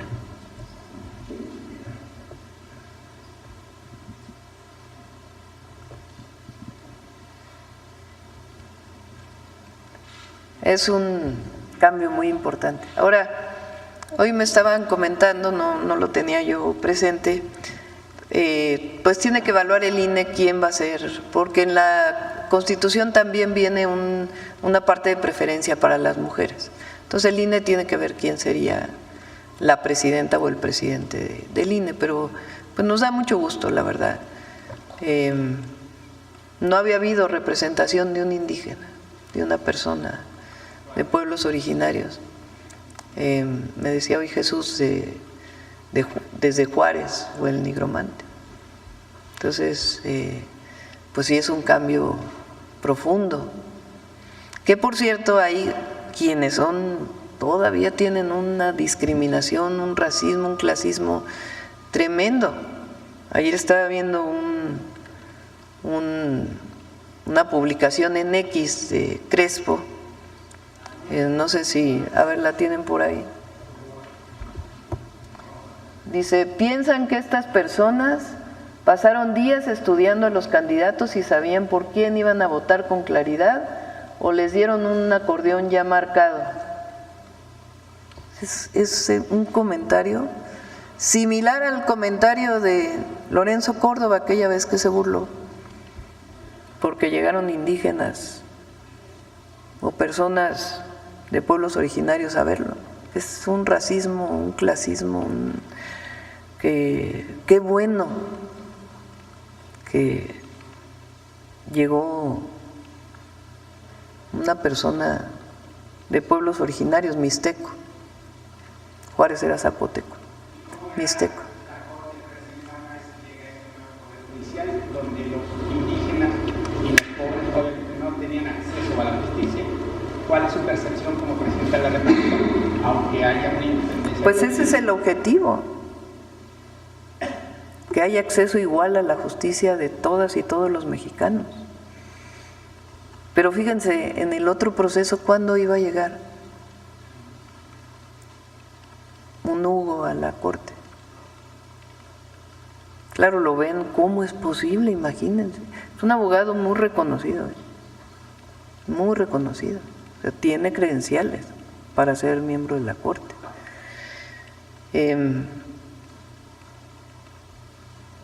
Entonces, qué bueno, la verdad. Y ya pues, ¿quién va a ser presidente o presidenta? Pues ya lo definirá el INE. Presidenta, por otra parte, ¿tiene usted ya confirmada la visita y por supuesto la reunión con usted del secretario de Estado norteamericano Marco Rubio? Viene primero el subsecretario, no sé exactamente cómo es su puesto, pero es como si fuera subsecretario Landó, el que fue embajador en México en el primer periodo del presidente Trump. Viene él, entiendo, entre 9 y 10 de junio, para preparar la visita de Rubio posteriormente. Y ahí vamos a platicar de muchos temas. Va a recibir el gabinete y también vamos a platicar con él. Ayer, presidente, usted nos informaba que continúa valorando su asistencia a la cumbre del G7 que se realizará en Canadá. ¿Qué es lo que hasta este momento no le permite confirmar su asistencia? Pues hay varios temas que tenemos que resolver. Entonces ya… Una reunión con el presidente Trump, se está buscando una reunión con el presidente Trump. Bueno, hasta ahora lo que hay es una invitación y que agradezco muchísimo del primer ministro de Canadá a que asista a la cumbre. Como les decía, México no es parte del G7, entonces asistiríamos como país invitado. Y ya, pues, yo creo que una semana más o menos vamos a valorar, pues, la situación. Siempre hay que valorar la situación en el país para poder salir siempre fuera. Sería un día nada más. Entonces, vamos a valorarlo y ya les informamos. Presidenta, ya finalmente, ayer se vivió una tarde, noche de caos en la Ciudad de México, en la zona conurbada por las fuertes lluvias, las inundaciones. Preguntarle en qué se encuentra este proyecto que está impulsando usted junto con las administraciones de toda esta zona para evitar justamente las inundaciones en Valle de Chalco. Sí, está por terminar, si no es en estos días se termina el colector. Pues llovió antes muy fuerte, pero estuvo ahí con agua desde el primer momento. Fueron varios municipios del Estado de México que tuvieron problemas de encharcamientos, inundaciones, ahí estuvo con agua permanentemente y en la ciudad también apoyando. Clara Brugada hizo un programa para distribuir equipos regionalmente para poder responder rápidamente a las inundaciones y ayer pues funcionó y va a estar en estos días, a ver si Efraín nos dice, te comenta exactamente el día en que entra ya en funcionamiento el colector. Una afectación muy grave fue el Hospital 53 de zona de Seguro Social. Sí.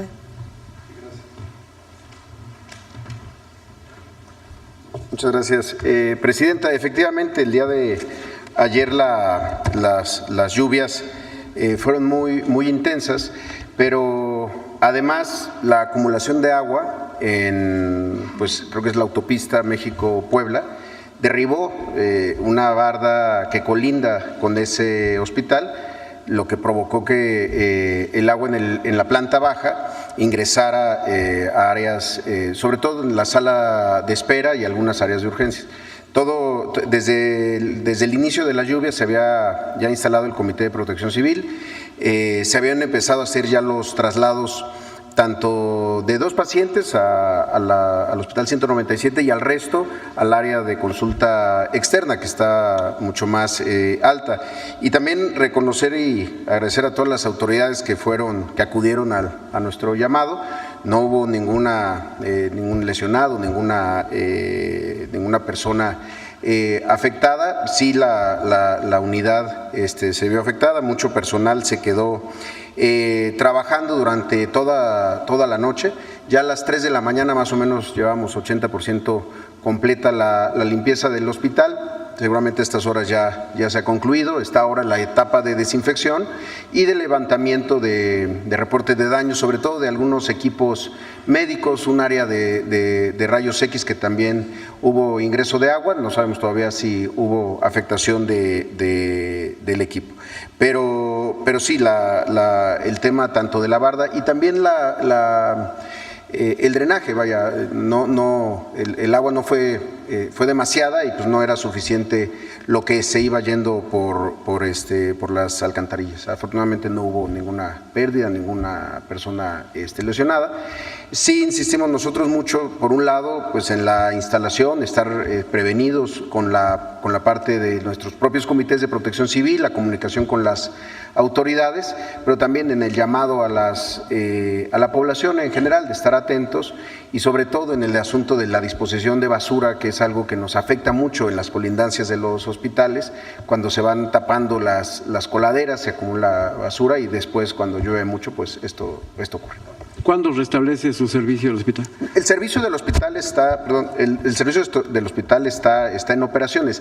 El área en particular de urgencias, estamos calculando que hoy por la noche estemos ya restablecidos. Sí se tiene que hacer un intensivo de desinfección, sobre todo por la entrada de agua. Gracias. Muchas gracias.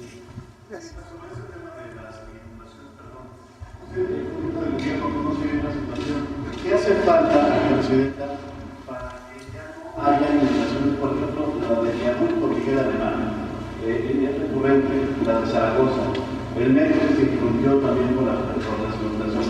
¿Qué hace falta? ¿Qué obras se necesitan para que esto ya deje de suceder cada temporada de lluvia? Se han hecho muchas obras. El tema que tiene la ciudad y otros lugares del país, pero particularmente la zona metropolitana, es que en muy pocos días cae mucha agua. La lluvia no es, digamos, son casi 6 meses de lluvia o 5 meses de lluvia, pero el problema es que hay episodios donde cae demasiada agua. Se hizo el famoso TEO, que es el primero fue el emisor, el central, el drenaje profundo que se llamaba, y el otro es el túnel emisor oriente, que ha ayudado mucho a la zona oriente, que es un túnel que saca el agua en la época de lluvias, bueno, en general drenaje, pero en la época de lluvias tiene un diámetro muy importante para poder desalojar las aguas. ¿Qué otro problema tiene la ciudad? Que tiene hundimientos, producto de la explotación del acuífero. Es particularmente el oriente de la ciudad. Hay zonas en la ciudad, como por ejemplo la zona del aeropuerto, que se hunde 25 centímetros al año. Entonces, imagínense, en 4 años pues es 1 metro de hundimiento. Entonces tiene que haber obras permanentes para estar desalojando agua. Hay muchísimas obras de drenaje y pues hay que seguir trabajando para evitar las inundaciones. Pero esa es la razón, no es que no se hayan hecho obras, sino que es una problemática compleja la que se vive en la ciudad por esta razón. Y pues hay varias obras que todavía pueden ayudar muchísimo, particularmente por ejemplo en Zaragoza. Zaragoza es una de las calzadas pues de mayor hundimiento. No sé si han ido por Zaragoza, todo el tiempo está así como parece como que está mal pavimentada. No, el problema es que hay hundimientos. El próximo año vamos a iniciar el arreglo de la línea A del metro, porque tiene problemas, va muy lento el metro, porque justo pues va por Zaragoza y tiene esas afectaciones. Entonces es parte de la problemática de la ciudad. Y bueno, qué bueno que lo comentas. Y el problema grave de que se tira basura, y eso pues tapa todas las conducciones para los drenajes. Entonces eso pues genera muchísimos problemas. Hay que trabajar entre todos, cooperar para que no haya inundaciones. ¿Nos dijeron cuándo se inaugura Chalco? Ya lo tengo. Lunes 9 de junio entra en operaciones el colector. A ver acá. Gracias, Presidenta. Buenos días, Angélica Guerrero del financiero Bloomberg Televisión. El Banco de México reportó una caída de remesas en el mes de abril de 12%. ¿A qué lo atribuye, Presidenta, y qué se espera para los próximos meses? Estamos trabajando para ver cuál es la razón, incluso con las organizaciones que trabajan con paisanos en Estados Unidos, para saber pues por qué disminuyeron las remesas en el primer trimestre. Entonces, hasta que no tengamos más información no podemos decir cuál es la razón, ¿no? Si hablamos, por ejemplo, de los mexicanos que viven en Estados Unidos que han regresado a México, pues no es un número tan importante como para decir que producto de eso disminuyeron las remesas. Entonces hay que averiguar exactamente qué está pasando. Es probable que algo tenga que ver pues con esta pues la nueva política de migración que ha implementado el presidente Trump, pero no nos adelantemos, no especulemos, y ya que tengamos el informe, se los damos con gusto. Presidenta, ¿tuvo la oportunidad de platicar con el secretario de Economía para evaluar cuáles serían los alcances del aumento de aranceles al acero y aluminio? Sí, él va el viernes otra vez a Estados Unidos a trabajar con varios secretarios de Estado. Se venía ya trabajando en un acuerdo para el acero. Entonces vamos a ver esta semana y a ver la publicación del presidente Trump, si es que sale la publicación, el 4 de junio, que fue cuando anunció. Y a partir de ahí, pues nosotros anunciaremos las medidas que tomaremos y de la visita que tenga el secretario Ebrard a Estados Unidos. Presidenta, regresando al tema del Poder Judicial, desde el ángulo de la oposición, ellos consideran que el 83% de la población inscrita en la lista nominal rechazó esta votación o en su caso por lo menos desairó este proceso. ¿Qué es lo que ustedes piensan al respecto? Pues lo que dije ayer, a ver, vuelvan a poner el resultado de la elección del 24. Ayer algunos comentócratas estaban enojadísimos, están muy enojados. Bueno, tienen mucho odio, no pueden, no entienden qué está pasando en el país. Y siguen con esto de que son ministros a modo, y pues los que eligió la gente. Por cierto, a ver, antes del 24 pone el comentario de la observadora internacional, vale la pena, sobre su opinión sobre la elección. Respecto al uso de las notas personales, un significativo número de personas votantes sí portaba sus notas personales de apoyo, lo cual en la mayoría de los casos ha facilitado reducir incluso el tiempo de votación. La misión no ha encontrado en su recorrido el uso de los acordeones, no hemos podido constatar una distribución intencionada, masiva sobre este recurso que se ha planteado en diversos medios o por alguna ciudadanía. En nuestro caso hemos podido observar que había población con sus notas personales y han emitido su voto de manera libre y sobre todo que eso permite agilizar los tiempos de votación. Ahora, fíjense, a ver que me den este argumento. Que dicen que no tienen que ver una cosa con la otra, yo digo que sí.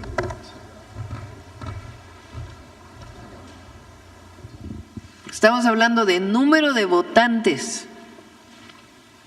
Entonces, votaron casi 13 millones de personas, ¿no? Vamos a esperar a que termine el cómputo. 13 millones de personas.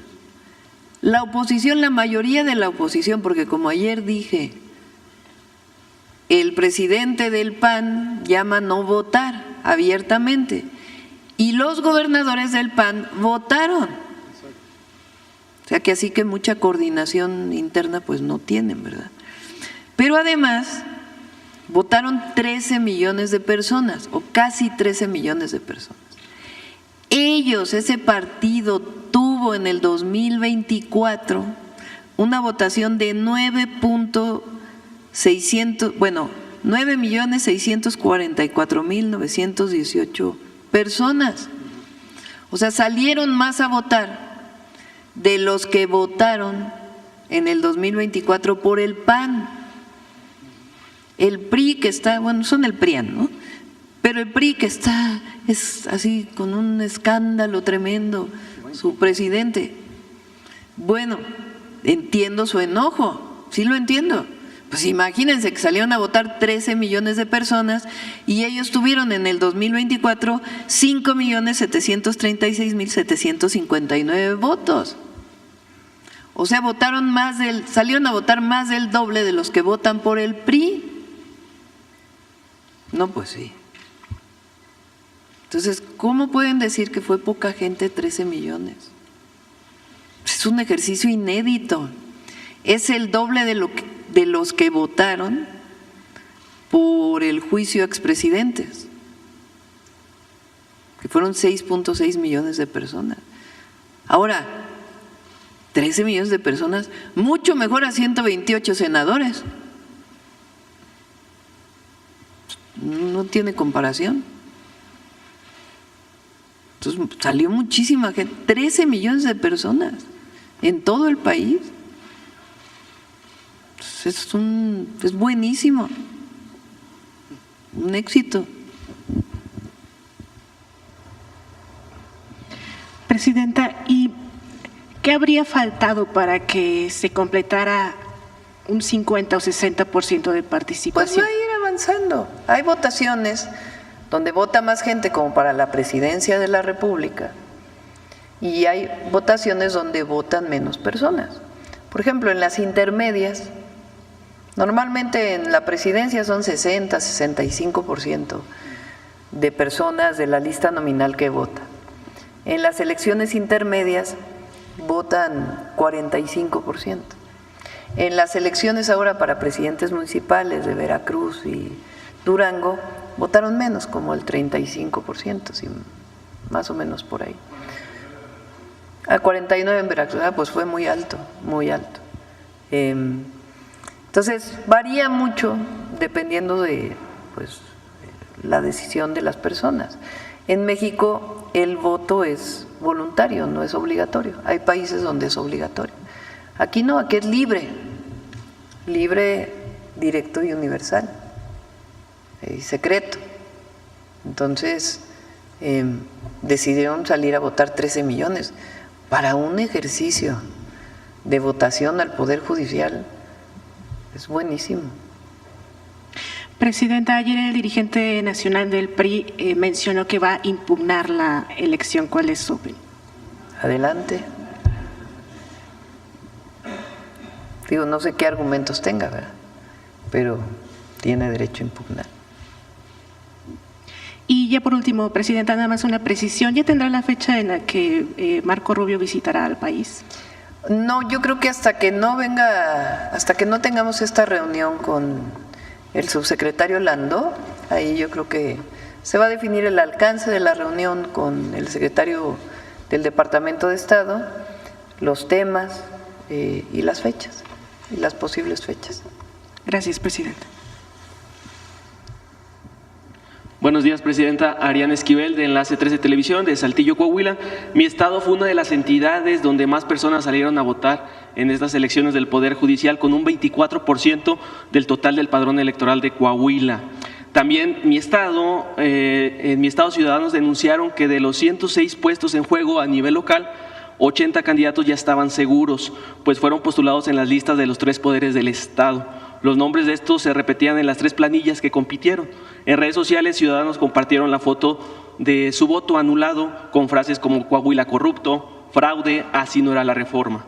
Estas expresiones se concentraron principalmente en boletas correspondientes a las magistraturas de los tribunales del Distrito de Coahuila, del Tribunal de Disciplina Judicial del Estado y del Tribunal Superior de Justicia de Coahuila.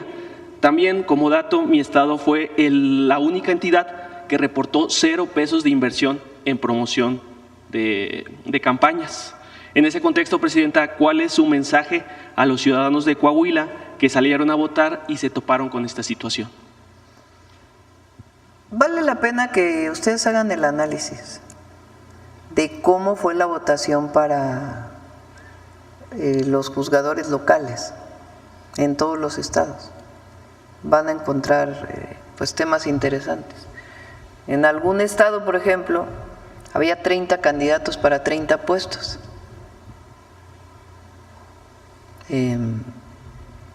Así lo decidieron. No es ilegal, no es. Pero vale la pena que se haga una revisión hacia adelante. Perfecto, Presidenta. En otro tema, el diputado federal de la oposición por Coahuila hace un par de semanas propuso en tribuna crear una comisión especial para eliminar… Por cierto, la decisión local de cómo se votaba localmente fue similar a la federal. Nada más que ahí el ejecutivo pues es el gobernador o la gobernadora, el legislativo y el judicial pues es el poder judicial local.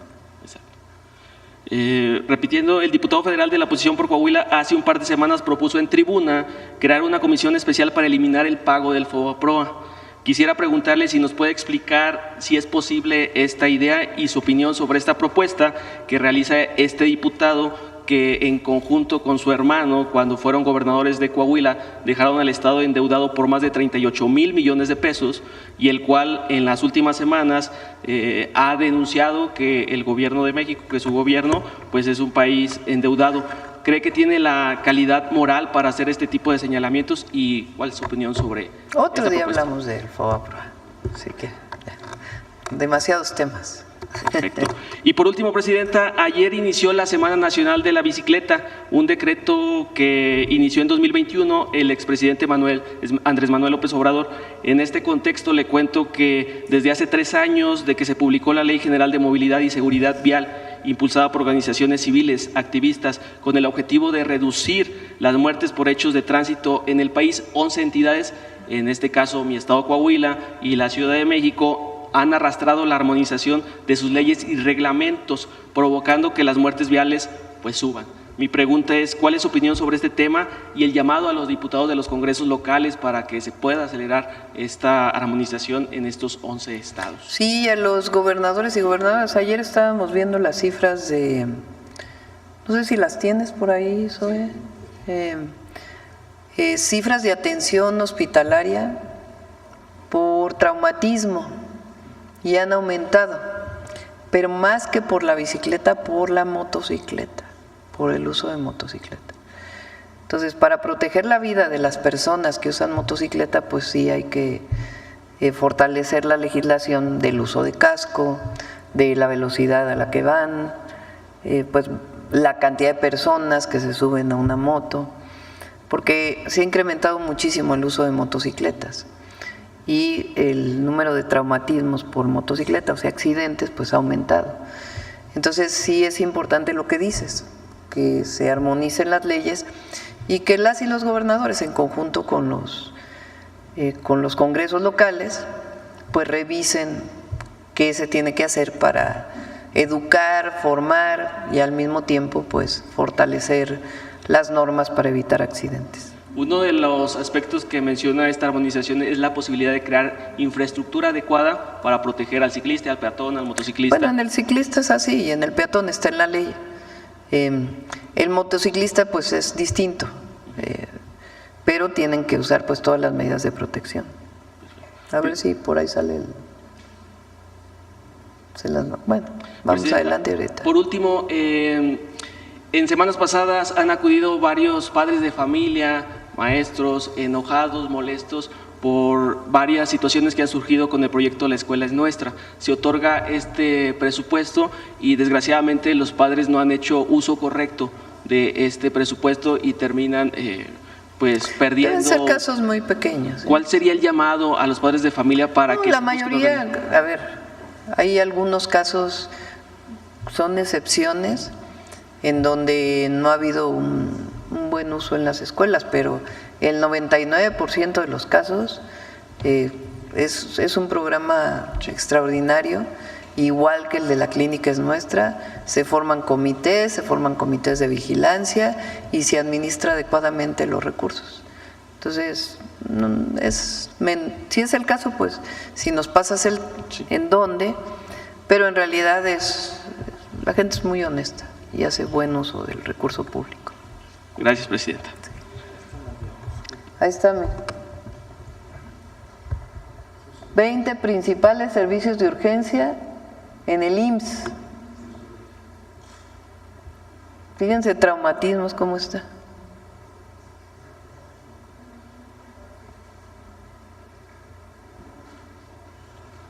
Y está aumentando, entonces sí es un tema a atender. A ver, vamos con acá. Si nos da tiempo la otra y si no, ya mañana. Buenos días, presidenta. Romina Gándara de Sin embargo. Regresando, dos preguntas igual con respecto a la elección judicial.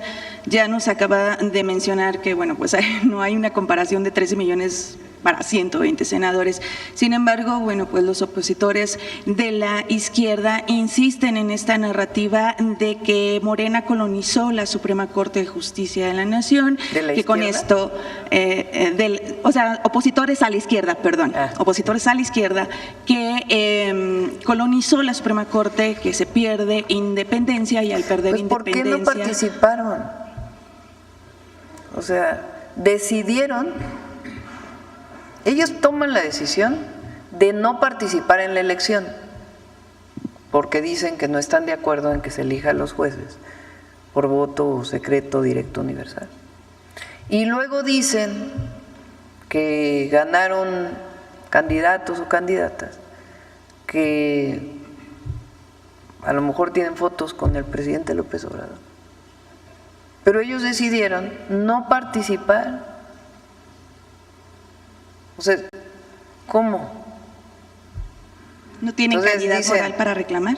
Pues, ¿cómo van a reclamar si decidieron no participar? ¿Llamaron a no votar? Entonces, ¿por qué no decidieron organizarse y decir, a ver, vamos a proponer?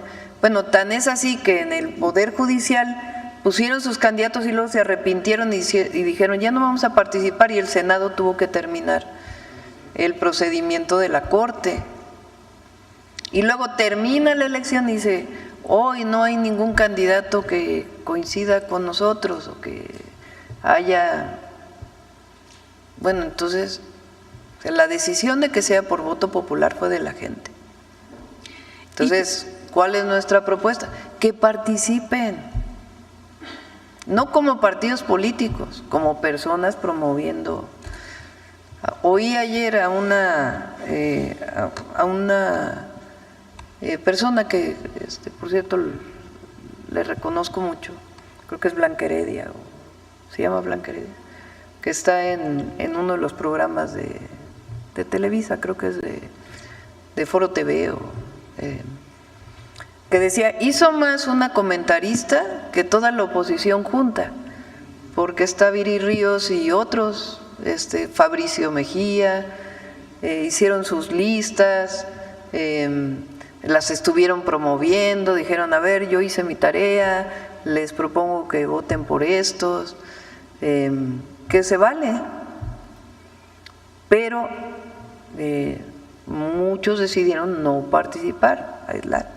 Entonces ahora dicen, bueno, es que quedaron muchos que tienen fotos con López Obrador. Pues sí, pues fueron los que decidieron participar, los que se inscribieron en las listas, los que pasaron la primera ronda, la segunda ronda, la tercera, y después pues la gente votó por ellos. Ahora, su tarea al llegar a la Corte no es actuar partidariamente. Su tarea es impartir justicia, independientemente de cuál sea su orientación política. Su tarea no es actuar políticamente en la Corte como lo hizo la Corte actual. Su tarea es dar acceso a la justicia a todos, independientemente de por quién votan el día de una elección. Presidenta, y también qué responde a estos, dentro de esta misma narrativa. Ayer incluso decían que a partir del 2 de junio arrancaba la verdadera dictadura y tiranía, y también qué responde con respecto también a estas, a lo que están señalando o están acusando de presunto fraude, de que se entregaron acordeones, en lo que usted ya mencionaba que resultaron electos quienes aparecían en estas acordeones. ¿Qué les responde? Y si hay evidencia de algún fraude electoral, bueno, ¿qué les responde además de que tienen que ir al INE? La opinión de una observadora internacional, por eso la pusimos. Pues claro que mucha gente llevaba su papel que había revisado previamente, porque eran, en el caso de la ciudad, creo que 12 boletas, ¿no? 12, las locales también eran 6, ¿no? Entonces 6 boletas más otras 6, pues tenías que llevar en general tu tarea previamente hecha, ¿no? Y lo dijimos aquí muchas veces, no es algo que haya sido oculto, pues, de que había que revisar los nombres para que cuando se llegara, pues tuviera uno los numeritos vinculados con el nombre para poder ponerlo, ¿no? Entonces, que es perfectible la manera en que se hizo la boleta, que pues claro que todo es perfectible y ya se tomará en cuenta para la siguiente elección por el INE. Pero ahora pues fue un muy buen ejercicio y yo estoy convencida que este Poder Judicial va a ser mejor que el que tenemos. ¿Qué aspectos considera que son perfectibles? Y sobre todo porque en el 2027 viene una concurrencia de elecciones ordinarias, de un proceso electoral. Pues ya se verá por parte del INE, ¿no? Yo creo que ellos tienen que hacer su evaluación, su revisión, y a partir de ahí, pues, que se mejore siempre el proceso, ¿no? Siempre es perfectible, cualquier proceso. Pero lo que es absurdo es decir que, porque ellos dicen, la oposición, los comentócratas, estos que están así, pero en un enojo absoluto, dicen que ya no hay contrapesos, que ya todo, bueno, primero, ¿por qué en la Cámara de Diputados o de Senadores no hay más diputados de los otros partidos? Pues porque la gente no votó por ellos. Pues no es así como que es 1 más 1, 2, no se necesita demasiado análisis político. No votaron por ellos, por eso hay más diputados de la coalición por la que llegamos a la presidencia. Pero la otra, a mí me hubiera tocado nombrar, creo que a 4 ministros. Entonces los hubiera nombrado la presidenta de los 11 que había. Entonces,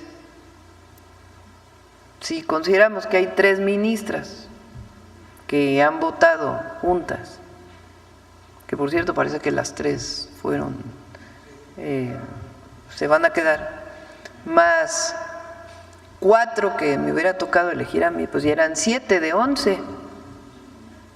¿Para qué hacer tanta elección? ¿Para qué tanto? Así que, como diría Juan Gabriel, pero qué necesidad. ¿Sí es Juan Gabriel? ¿No? Sí. No, si yo hubiera elegido directo 4, si me lo rechazaba el Senado, pues los volví a nombrar. Entonces, no tocaba ahora porque el ministro Aguilar se fue y tocaría haber nombrado uno en noviembre, creo que del año pasado. Entonces ya se hubiera tenido los votos suficientes para que no pasara ninguna controversia constitucional. No, esta es una transformación de fondo, profunda, que tiene que ver con la democracia. Entonces, se niegan a participar, llaman a no votar y luego se quejan de que no hay ninguna persona con la que ellos puedan coincidir. Ahora, repito, las y los ministros de la Corte Su obligación es impartir justicia. Y para ello pues hay todas las normas, reglas y fundamentos jurídicos en nuestro país para que lo puedan hacer. Lo que sí, pues es que ya no va a haber esto.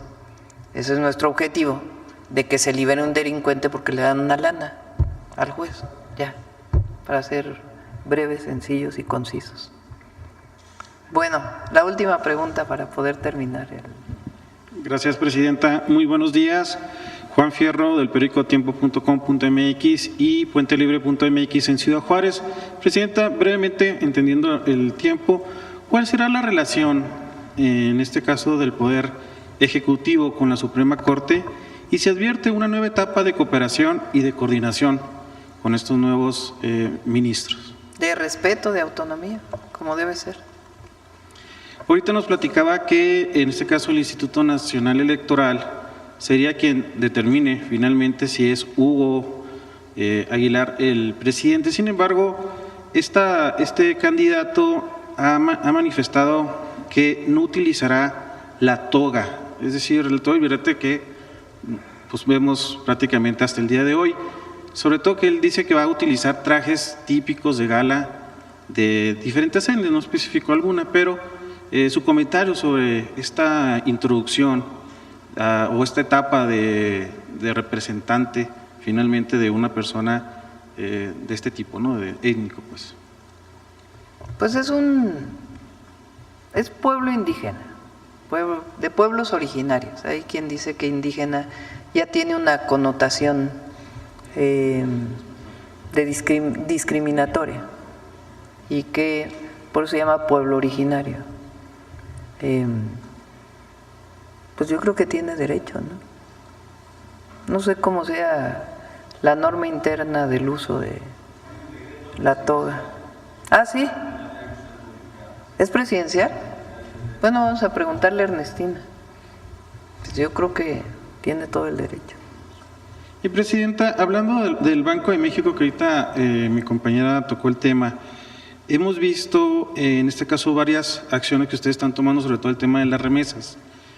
Una de ellas pues es las movilizaciones, cartas, etcétera, que se están haciendo en el tema del aumento de un impuesto a las remesas. Sin embargo, pues frente a este resultado que da el Banco de México, preguntarle si ya están contemplando también ustedes un plan o advierten en este caso un plan pues en el tema de evitar un impacto en los que son las regiones más dependientes de las remesas, especialmente pues aquellas con más vulnerabilidad social. Primero vamos a hacer el análisis de por qué disminuyeron este trimestre, eso es lo primero antes de poder definir. Y segundo, nosotros seguimos insistiendo en que no haya impuesto a las remesas. Mañana va un grupo de Relaciones Exteriores, se lo comentamos al embajador Johnson de Estados Unidos en México, de que iban a ir, pues para que tuvieran conocimiento. No hubo ningún problema, entonces van a hablar con los senadores republicanos. Y además, pues hay mucha movilización de los paisanos allá para evitar que haya el impuesto. Hay una carta ahí en change.org que están firmando muchísimas organizaciones y paisanas y paisanos a sus senadores para que no haya impuesto a las remesas. Entonces vamos a ver, falta todavía el Senado de la República, qué es lo que va a ocurrir. Lo que nos cuentan los senadores que estuvieron allá, que hay mucha receptividad, hubo mucha receptividad al planteamiento que hicimos y pues esperamos que siga habiendo receptividad y ya pues vamos a ir planteando paso por paso sin adelantarnos. Muchas gracias, buenos días a todos. Gracias, buenos días a todas y a todos, que tengan un buen día.